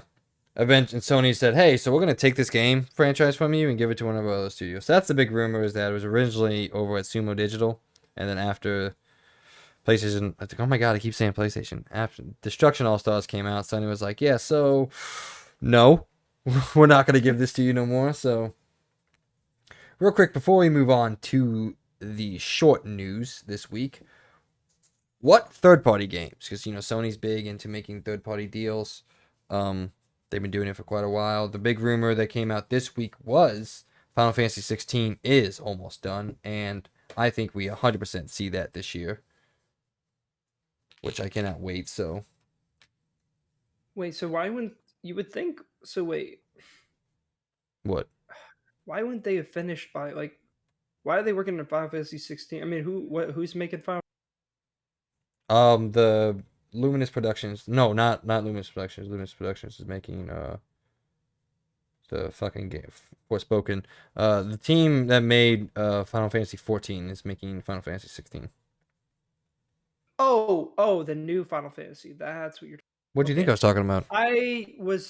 I first thought it was like a remaster. I don't keep up with the number of No, like the actual next I was saying, entry in like, the you would Final think they Fantasy would be trying franchise. to finish Final Fantasy 17 remastered, Seven or remastered. 17. Hey, Oh you my know what? I would not put goodness, it past Square to come out and be they're like, "Hey, we're going gonna to remake skip. the game that hasn't come out yet." Yeah. That's a very Square ass move to come out. Did you ever hear the joke behind From Software, where they're like, all right, so here's how it works. They make the game, they get it finished, they don't release it, they take the game, they give it to Bluepoint. Bluepoint remakes it, and then they release it, and then it That's runs funny. perfectly fine. Because literally, that's such a good joke. It's so good. Like, it's true though, because Demon's Souls is probably the best running From Software game to ever exist. Because none of them run that good, to be honest. Yeah. But yeah, obviously, the elephant in the room. We all know God of War is coming. We all know it. They're gonna show like 15-minute gameplay, Oh, guaranteed. that's one thing. There was the developer for the game earlier this week came out and said, which Sony was probably not very happy that he said this, but said that God of War is still 2022. And Nice. this came one day after um, Corey Barlog said, "We will let you know when we're ready to let you know." And one day later, this random developer, I think he is a level designer with Santa Monica, tweets out. He goes, "Hey, God of War is definitely coming out 2022." I'm sure Sony I'm is super happy so. about that. This is probably the only, other than Spider-Man 2, will be the only game I'll spend $70 on. I can't wait.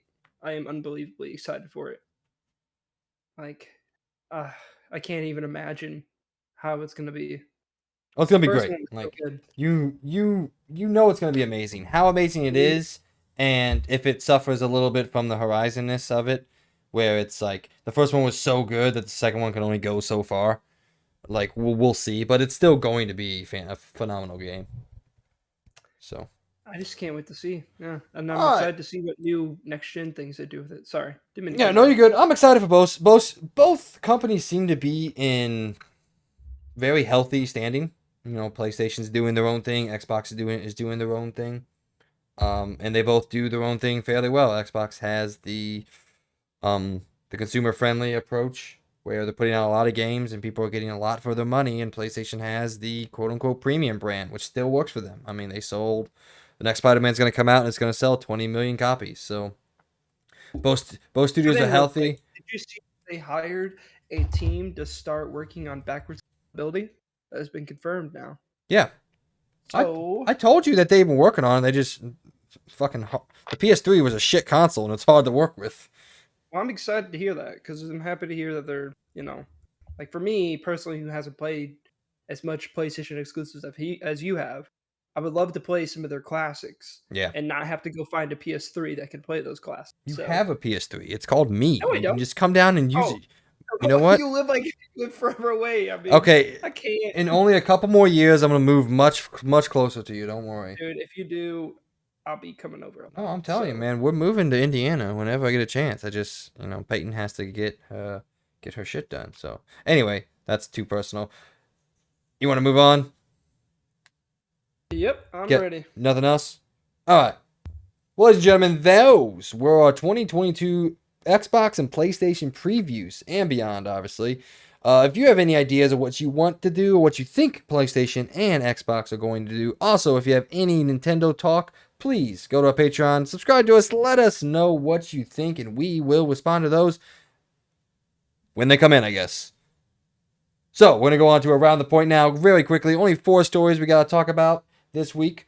Our first story, Ubisoft is going to be acquired probably, and not by any major publisher. So the rumor here, reporting IGN, I believe it was first reported by the game journalist place, Kotaku. Yeah, there we go. Said that Ubisoft is currently in talks to be purchased by a... I lost everything. Yeah, so, yeah. Blackstone Inc. and Yeah. KKR and Company.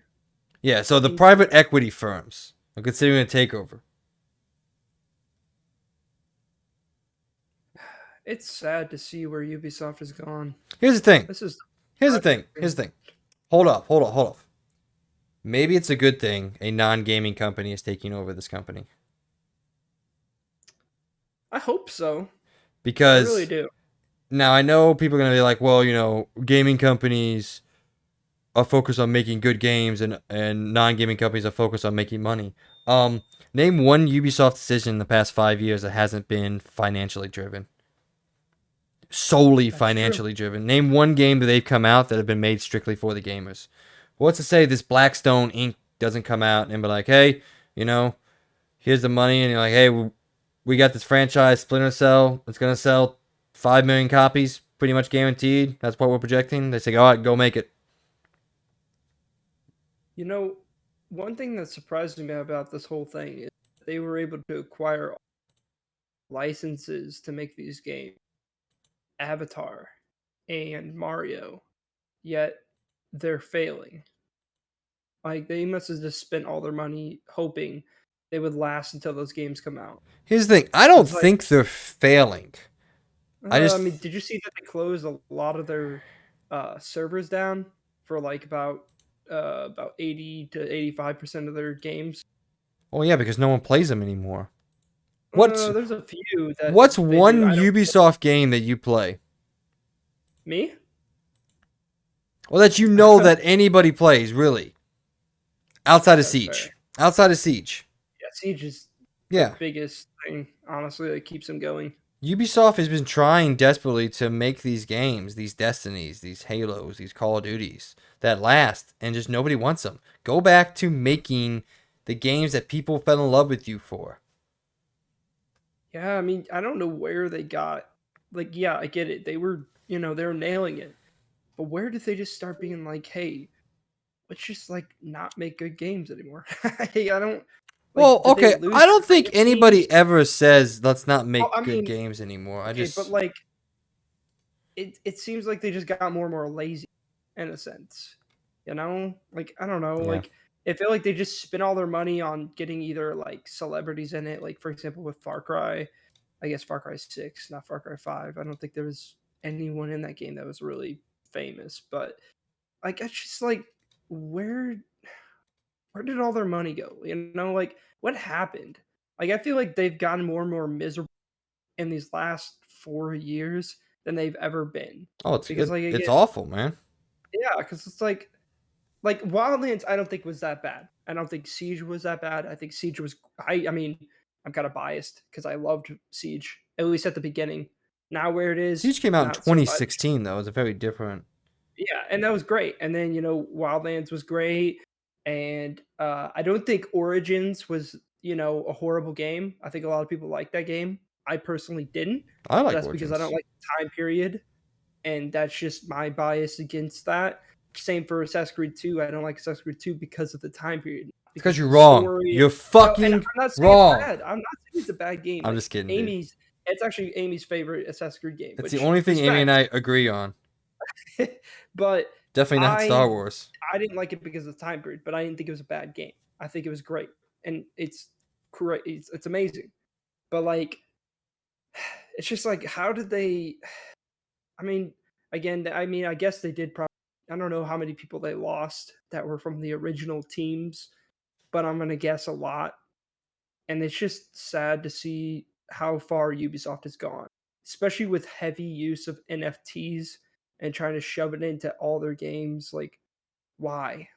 Like, you're already in a bad spot. Making people angry at you isn't gonna help you. So I do hope what you're saying is true. No, I don't know if obviously you don't believe it's 100% true, but you hope, just like I do, that Ubisoft steps up their game and they actually Well, I and mean, this new company that our private company at bottom, hopefully lets them get more creativity, I guess. I don't know if it was the suits that were holding them down or if it was the people that were actually making the games that were holding the game down themselves. So, who knows? yeah, I don't know. I don't even know what I want Ubisoft to do anymore. Well, I do know what I want them to do, but I know that they're not going to do, partially because it's not what they want to do, and partially because no matter how loud the minority of you and me is, the vast majority of people buy Assassin's Creed every single year, and they're like, yeah, I want to play this game for 100 hours. Doesn't matter what reviewers say, doesn't matter what the hardcore gamers say. The fact that we're like, we want a more tight experience, we want a more narrative driven, focused experience like the games of the old. That's not what, Joe Schmo who buys 3 games a year wants to spend $70 and get 120 hours worth of his game. And Like sorry, keep going. I'm I just have going a to say, point. like, I don't ever think we're going to get an Assassin's Creed of old.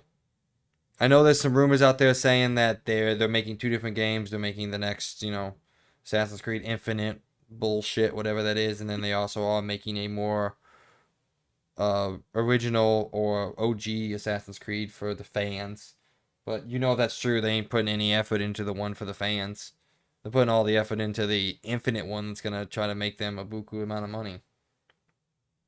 Yeah, I used to be the person that, like, back in the day, like when Ubisoft was, kind of copying the games, I used to protect them. I didn't think it was bad. Like, like from Assassin's Creed 2 or so and on, they kind of did the same thing over and over again in a sense. But I think it's a broke don't fix it kind of thing where I really enjoy Ubisoft games for what they were. I never thought they were the most high tier video games to ever exist, but I do think they were all great. I mean, heck, from my top 10 list, I put Assassin's Creed 4 Black Flag on there. And that game reused a lot of the same things that the other games used. But I love that game. And I love that it was a broke not it's if it's not broke, don't fix it kind of mindset where I think it wasn't bad and it wasn't broke. It was a good concept and they kept going with it. And it was great. And I loved Assassin's Creed 4 for that. And I love that old Ubisoft games were just like, yeah, sometimes they were the same or they didn't change a lot, but I loved them for what they were. And I still thought they were good games. Not great. Some of them were great, some of them were good. And now it's just like I can't protect them on that. Like they don't even keep it the same. They keep trying to innovate, but not they're trying to innovate in the wrong way. Oh yeah, For no, example, I am done I mean, protecting them. So yeah, like for example, and I know I brought this up, and I'm going to keep it real short. Is just the fact that Breakpoint was just another division when they already had the division. They had division. So why did they need to make another one? And that's where Ubisoft, I mean, ever since I even seen that game, I feel like it's just that's how bad they've gotten. they didn't learn from that mistake. Instead, they just kept going with that mistake over and over again. They came out with Assassin's Creed Valhalla, which at first, when we started playing it and you told me about it, it seemed like a great game. It seemed like they were doing better. But then instead, it was the same thing that they did with Odyssey. It is Here's a the thing I will say. long driven game with boring, dumb stuff to make it drawn out, to make it seem like all those hours you played was worth your money's worth. I'm When gonna in cut my in real opinion, quick, all right? yeah, sorry. Valhalla within itself. How do I want to phrase this? Within Valhalla is an amazing 40-hour game. A fantastic narrative-driven Viking 40-hour open world game. However, the open world that they built based off, player feedback or whatever they're getting, it's set in a 120-hour game. It is an Yeah. amazing 40-hour experience that we Assassin's Creed fans would have eaten alive and support it with all the DLC and everything. However, we got burnt out on playing the actual game base. Because again, I go back to the fact that I have played every single Assassin's Creed game. Well, that's a lie. I did not play the 2 mobile ones, so forgive me. And then I didn't play those. You play the DS ones? I consider those to be the mobile ones. Sorry. Yeah. And then I did not play those side scroller ones. I do own them. I just haven't played them yet. Those side scroller ones, the Yeah, I think stories. it was like yeah, and It was one. Russia. There was Oh, one in China. China. Yeah, there's one in China. So okay, forgive me. I haven't played 4 out of the 37 Assassin's Creed games. Yeah. But and I just can't. I can't do it anymore. At least I think I can't do it anymore. I said that with Valhalla, and then everything that I saw with Valhalla, I was like, oh, it's going to be a good one. And what's funny, the first 40 hours of that game, 40, 50 hours, I'm like, man, this is great. And I realized I was 10% done. Yeah. And I was like, I'm done with this, dude. So, with that, what my point is, I still hold out a marginal amount of hope because I still see that they are able to make good games. They're just making these games in a way that takes all the good out of it. Like, there is a good game in Valhalla. There is a good game in Odyssey. The first 10 hours of Odyssey are great. And from what everyone has told me, the last 15 hours are great. I didn't get to there because the 30, 40 hours in the middle of it, I couldn't get past. I like Origins, Watch Dogs, Legion. You told me it's a pretty good game, Yeah, I Um, liked yeah, all the Watch they Dogs actually. they still make good game. Wildlands. What else did they come out with? They this in every single game that they come out with, there is good within it. Of Far Cry 6, for how much I hate all the gameplay functions, and especially I do not like the open world of that game. It's still Far Cry. It's still fun to go blow things up. Like, they still have the ability to make these good things and to make these good aspects of the game. They have just lost their way in how to put it all together. I don't know what I'm trying to get at this point. I'm just saying that I still hold out some hope because of all these factors. I wish I could. I tried. Like they again weren't ruining every franchise at first. Like they ruined some, they kept some intact. Especially Far Cry. Like Far Cry. I loved those games. I've loved 3. I mean 3 is definitely the best one. I liked 4 and I really liked 5 a lot. And then they just came out with 6 and it's like you had a formula. It's a matter of evolving the formula, not devolving it. And that's how I felt when I played 6 was they devolved the formula that they already had. They had the formula that every person that really likes Far Cry likes it for the reasons that it is. But instead, they took away a lot of what makes Far Cry Far Cry. And it sucks. Like I liked Watch Dogs Legion too, but I mean they kind of killed that game before they even came out with everything they said they were going to bring to it. And that game also disappointed me because they took out certain things. I still liked the game. I don't I wouldn't say I liked it as much as Watch Dogs 1 or even Watch Dogs 2, but I would say I still liked it. I mean, I put an excessive amount of hours into it. You heard how much it was. I can't remember now. And it was probably more than what probably most people played it. But I still liked it for what it was. It's just I feel like Watch Dogs Legion didn't sway away as much as like other games did. They just were trying something new, which I respect them for that because they were just trying something different and Yeah, doing a yeah, different no. formula. Yeah, no. Watch Dogs Legions was the type of development that I want to see from video games. Like Yeah, you like it's still recognizable, but they're doing experimental things within the franchise that, for the most part worked. I could not get into Watch Dogs Legions, whether that's a game fault or at the time I was like the game came out 2 weeks before the PS5 and I was literally just like waiting for the PS5. I wasn't really worried about playing anything else. But so maybe that was my fault. Maybe that wasn't the game's fault. But like that's the type of experimentation I want to see in their games. I want the next Assassin's Creed to come out and have you know different aspects to it, just like the old ones did. Like Assassin's Creed 2 came out and perfected everything about Assassin's Creed 1.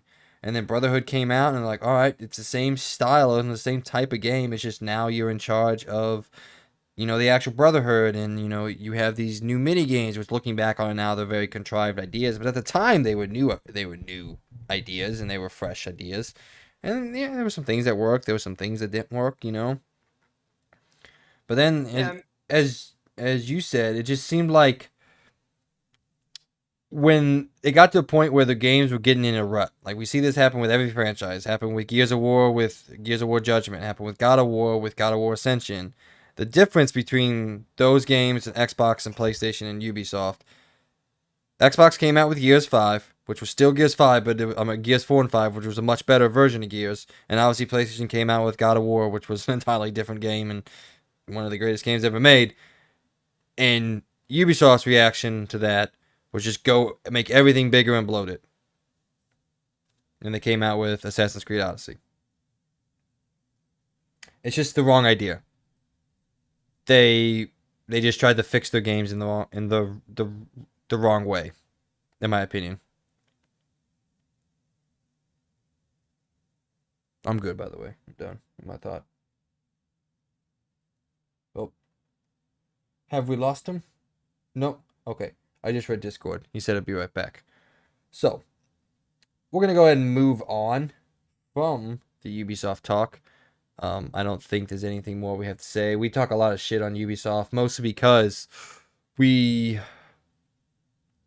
used to like them so much, and I used to be such a big fan of them. And that's the same thing that I am with things like Star Wars. And the things that I love and the things that I like the most, I'm the most critical about. So when things happen, which is why you see me not caring that much that Call of Duty sucks now, because it's like, it's Call of Duty. Who really cares?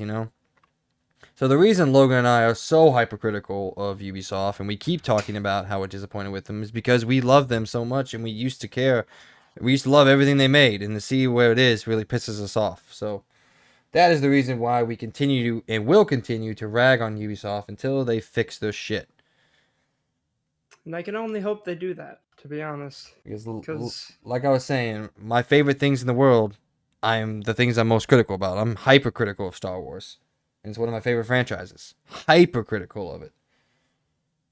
I'm pretty critical on certain things. But yeah, sometimes I get a little fanboy, and I take even some of the most okay Star Wars movies, but there are some that I can't stand. Like for example, the Rebels series. I will never protect that series, even till the day I die. Hey, the Rebel series is better than the sequel series.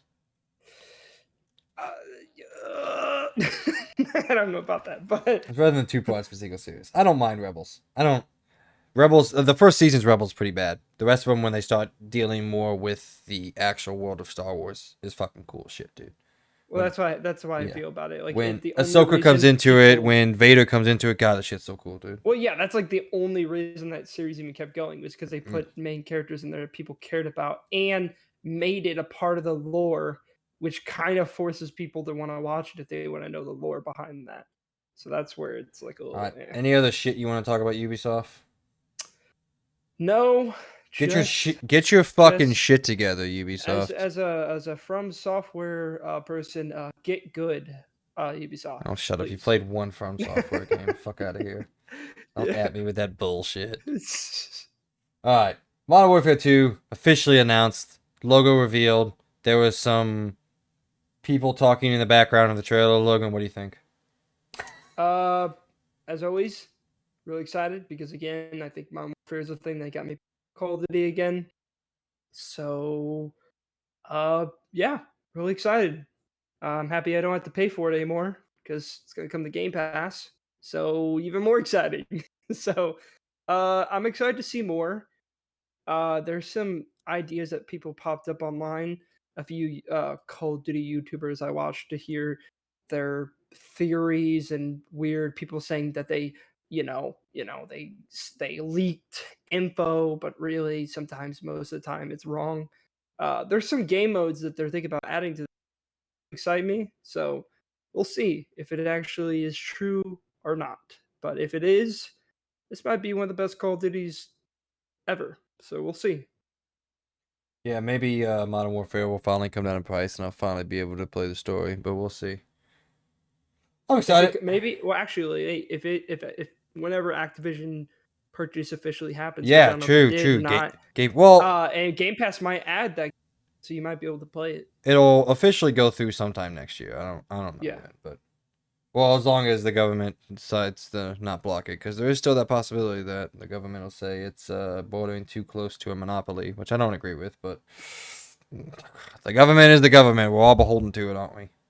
that's true. Even multi-billion-dollar companies. So, all right, Yeah. moving on. Couple things real quick. Just a couple PlayStation news. PlayStation Plus demo details have been released. So those of you who have been keeping up to date, you knew the premium tier of PlayStation Plus was rumored to have game trials, and now Sony has further detailed what those game trials are. And this is reading from the IGN article. Game developers are reportedly now required to create timed game demos for PlayStation Plus premium subscribers. Going forward, any game that costs $34 or higher must have an accompanying game trial for a Sony subscription service that lasts for at least 2 hours.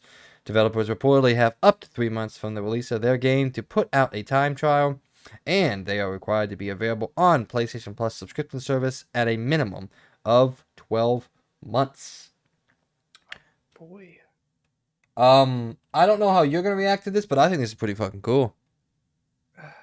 So There's been more no, things. there's one part that I want to say is negative. Second part that is positive. So what do you want me to go with first? Well, all right, let me kind of talk about it, as I think this is the first real, true consumer-friendly move we've seen PlayStation make in the PS5 era. I don't think anything about this is non-consumer. I guess unless you want to argue it's trapped behind a paywall, which is probably what you're gonna say. Which, Actually, no. oh, okay, never mind.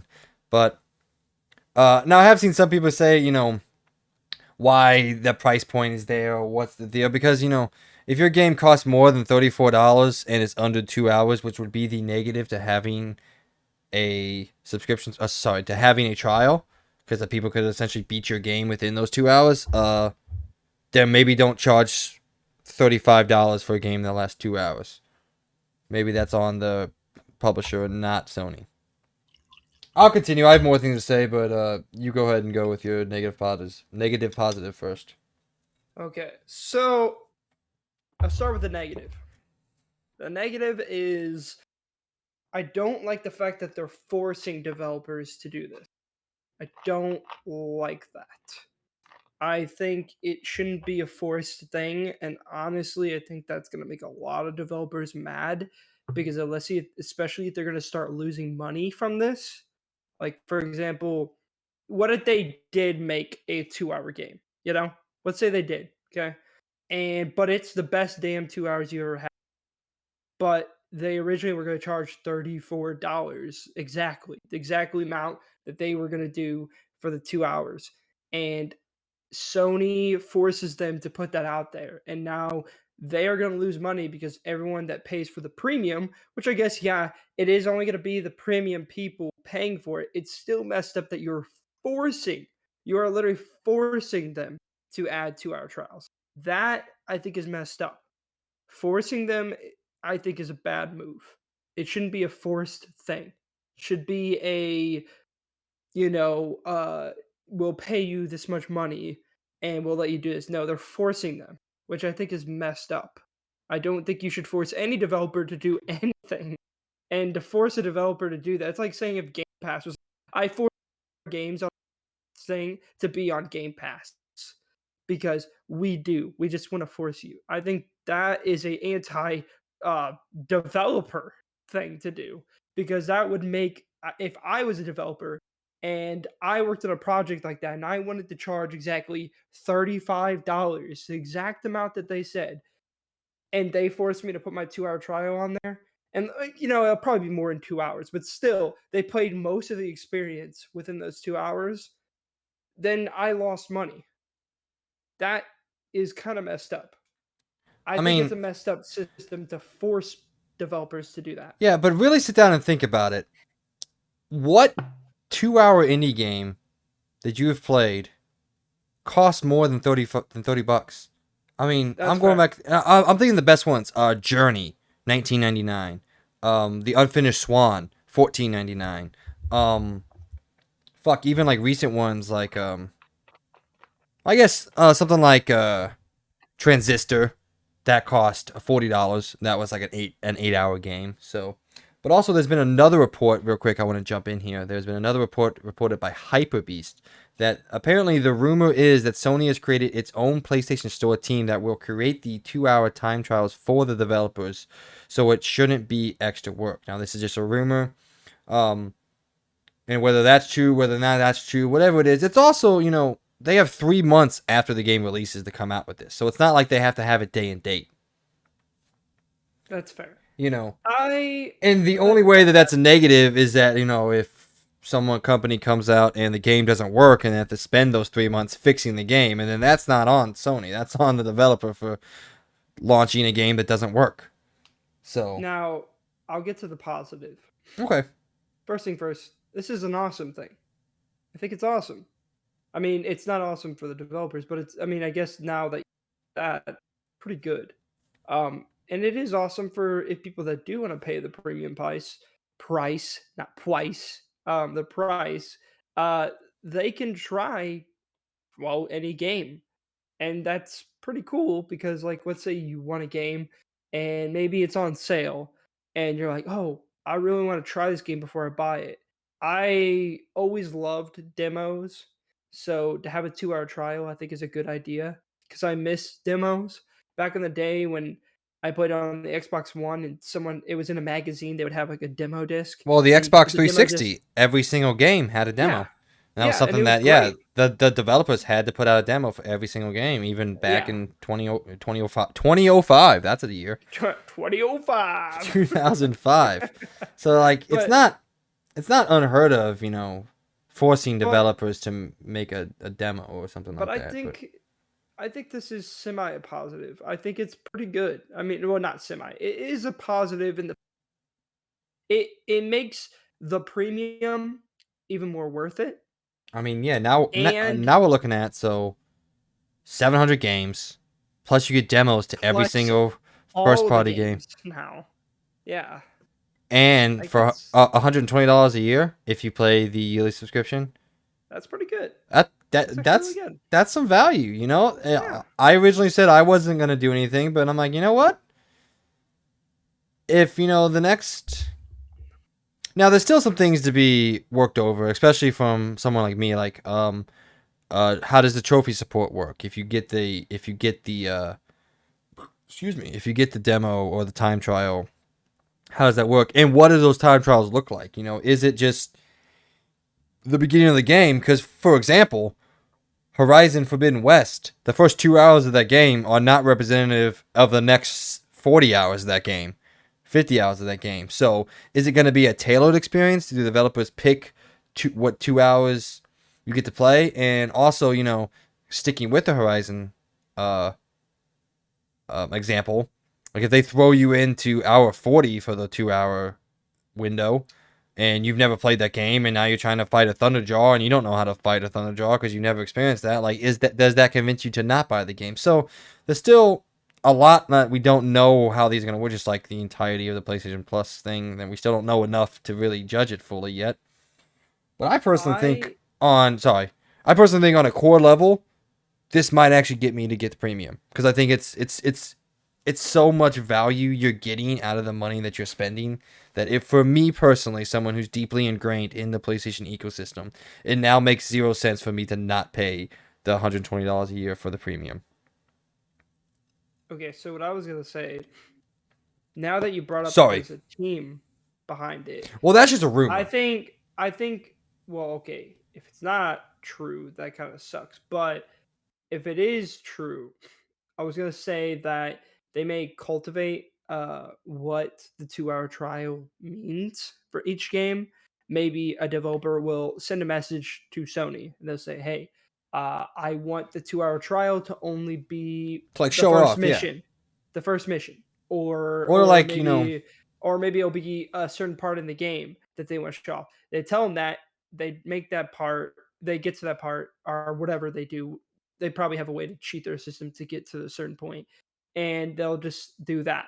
And that's where I think I would hope they have a team for this, because if they do, I think that would be a better idea than just having a 2 hour trial. But a 2 hour trial, you can get pretty far in a game in the place. So again, that's where I think it's a positive. The only negative I have is if you are wrong, and this well, not you're not wrong, but the whole idea that there is an actual team is not true. It is messed up that the developers have to take time of their day to make a 2 hour trial for Sony because they are forcing them by hand to make a trial. But if you are right and it is their team, which I would hope is their team that are doing that, uh, they will, then I think it's not that big of a deal. yeah. But I think it altogether is a good idea. I miss Yeah. demos. I think demos are a great idea. It brings back the days of demo discs, where I used to get a demo disc in a magazine, and I would put in my Xbox original, and I could just play. It would give me a list of games, and it would let me play a demo of all these games. And I remember one of my neighbors gave me a whole box of demo discs, and I remember I played them all the time Oh, because dude, back it in the showed me. day, Because at that day I didn't have the money to buy all these games, you know but how it many was times so I paid cool. you know how many times I played Tekken 1 on my demo disc for the PlayStation 1 back in the day? Oh my god, man. I played Tekken You so had a many times. PlayStation One? Do I I have never one? even had a PlayStation One. Yes, I have one right now. You do? Yeah. Oh, I have one of every huh. single console. You know my room. Well, that's true, but I don't think I ever. Well, I guess maybe I have seen your PlayStation One. I've never owned a PlayStation One. Again, I guess I'm a little bit younger, but the first system I ever played was like PS2, and my dad showed me a PS2. I didn't even know it existed. Yeah, I I was confused by it. my parents got me my PlayStation, my first PlayStation in 96 cuz I believe yeah, they bought my Modern bought My Madden mod. for me. And then in 97 is when Final Fantasy 7 came out and that's what really started me on. Man, I really like this type of game. Granted, I had no effing clue what was going on. I was 6 years old. I didn't know how Dude, to play Madden 206 was good times. I played that on 20. the Did you say Xbox original. 206? Yeah, I did. 2006. That Madden game, 206. 206. Oh, Madden used to be Year fantastic, 206. man. Yeah, Madden 04, 05, 06. Actually, 06 was Hail pretty Mary. crap, but whatever. I played Madden, I believe, on the Game Boy. I did was Hail Mary. And dude, that was the move. So, I was when real I used to quick. be in the football. Oh, one thing that you'll like. So, in South Korea, this past week, a number of Siphon Filter games passed certification. Really? So yeah, Huh. the big rumor is there's gonna be some Siphon Filter games in the PlayStation Plus subscription. I'm getting more and more excited about this as we come out. I mean, it's being a PlayStation fan, it comes the same way that all of it does. There's like a bunch of good, and then there's like two or three like crappy things about it.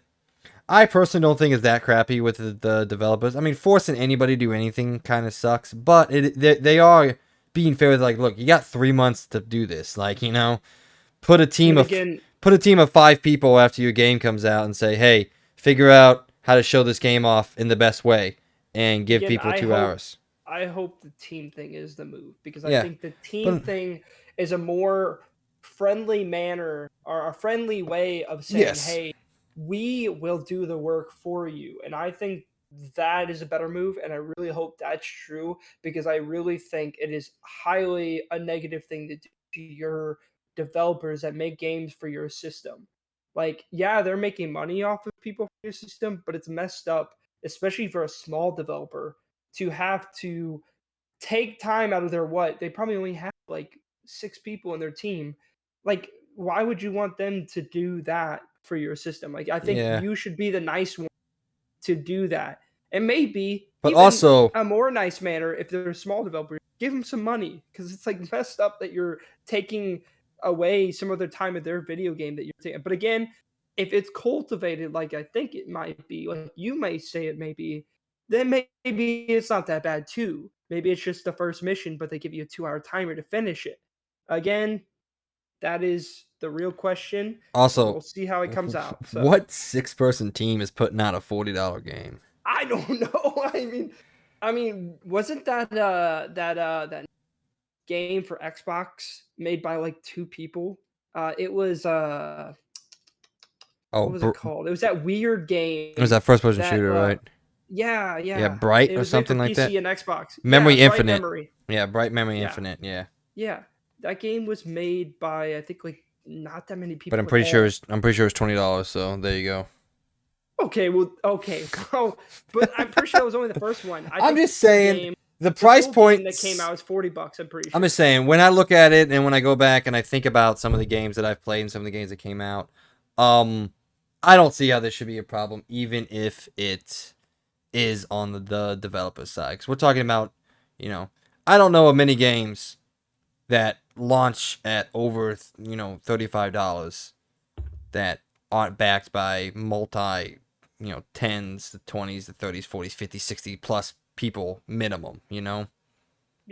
Look at someone like Insomniac. They got Well, yeah, 275 people. that's They're gonna be like, hey, Insomniac you though. five, go make us a demo real quick. We'll have it there by launch. And I think, That's internal though. yeah, But that's a difference between an yeah, internal and external studio. External studios, when you tell them what to do, it's gonna make them a little mad because they already, I'm sure, pay money to put their games on their marketplace. So if they're paying, they shouldn't have to do jack squat.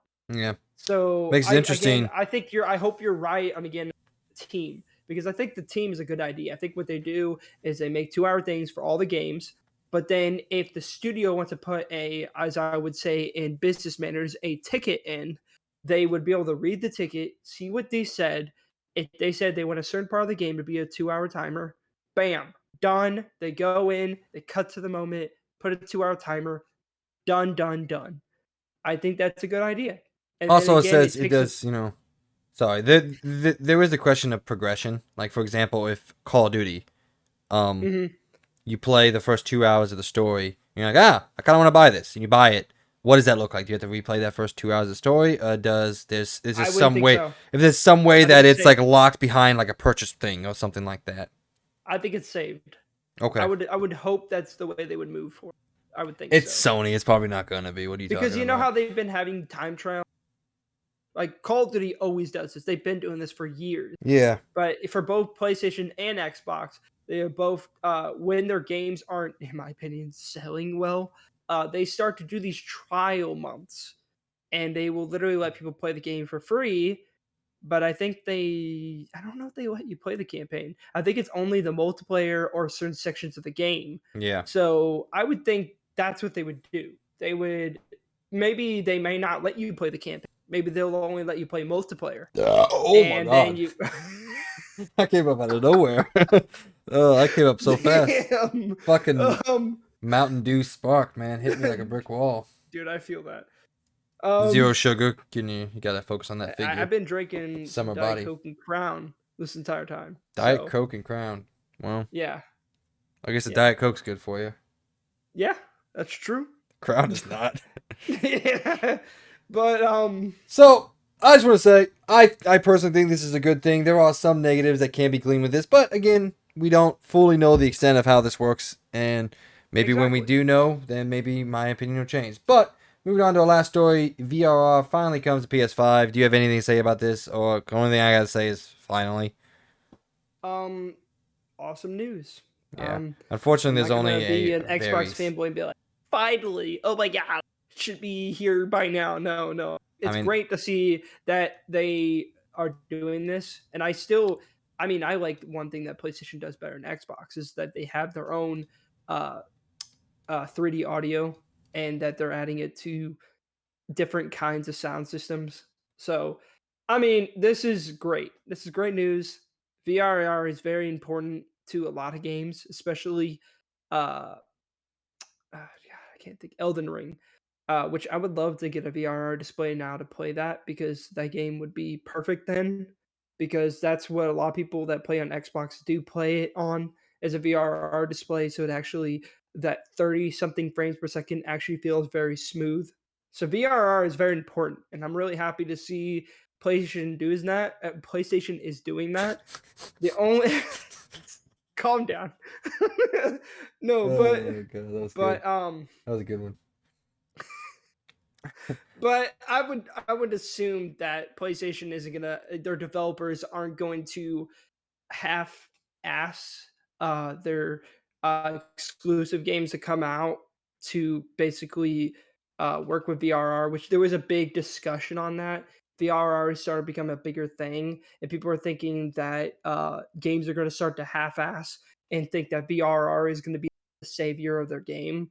But I don't think that's going to happen. No, I won't. And I don't think a lot of people really agree with that. Elden Ring I sucks mean, no I would matter what assume they happens. would want what?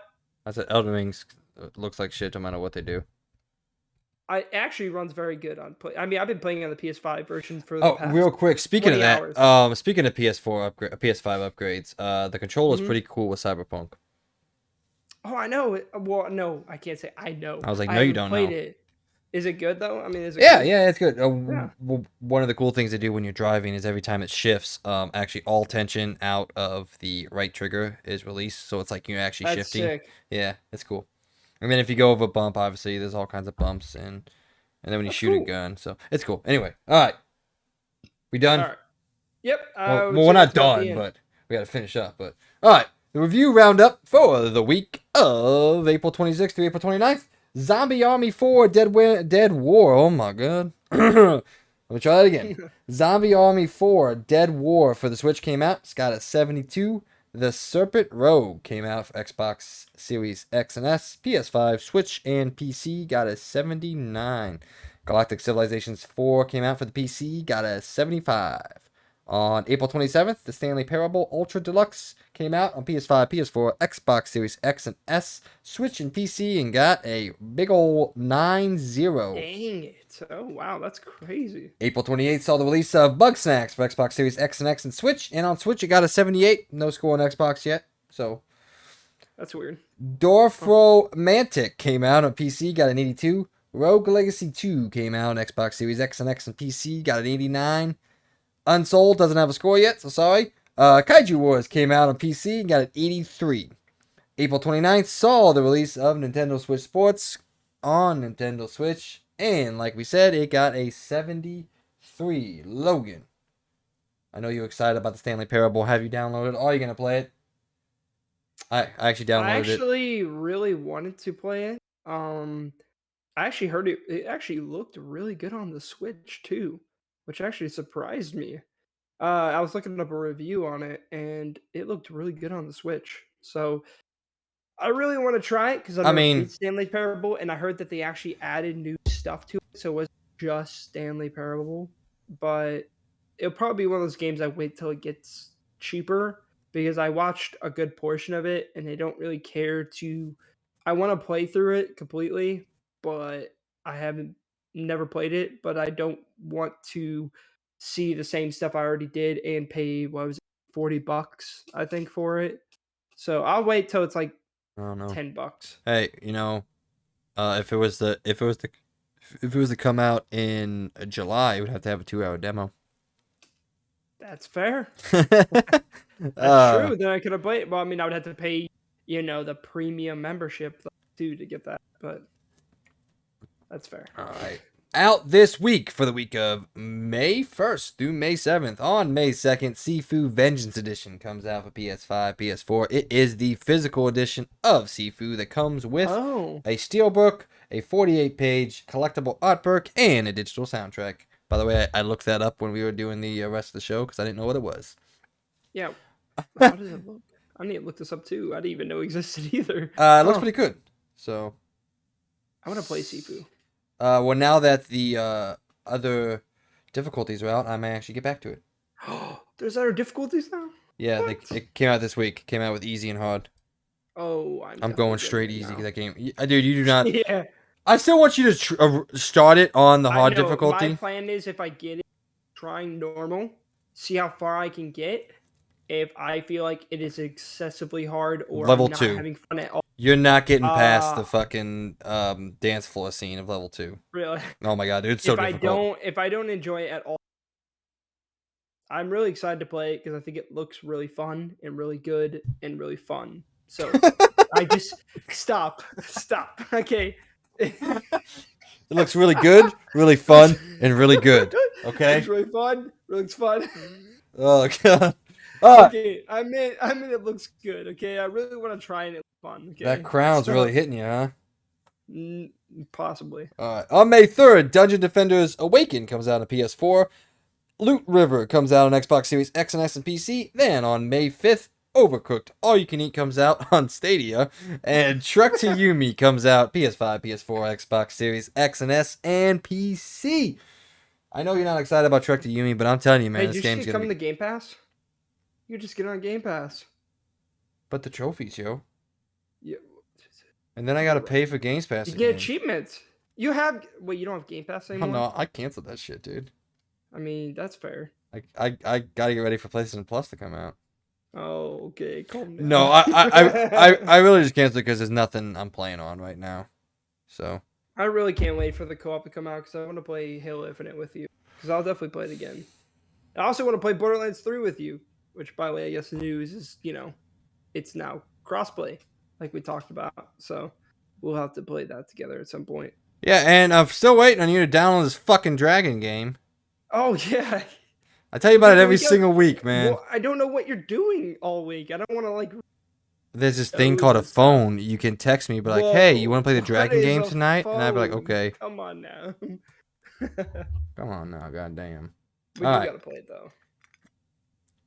So anyway, you gonna play Trek to Yomi? If it's on Game Pass, yeah. I mean, well, it is. So yes, I probably actually will try it. I'm going to. I'm excited. I think it looks really good, man. We can both talk about it. We'll see. It's between 5 to 10 Game hours. Pass. I mean, why wouldn't I already paid for it? So I might as well try. Give it a whirl. What's funny is you'll probably play it before I will then. So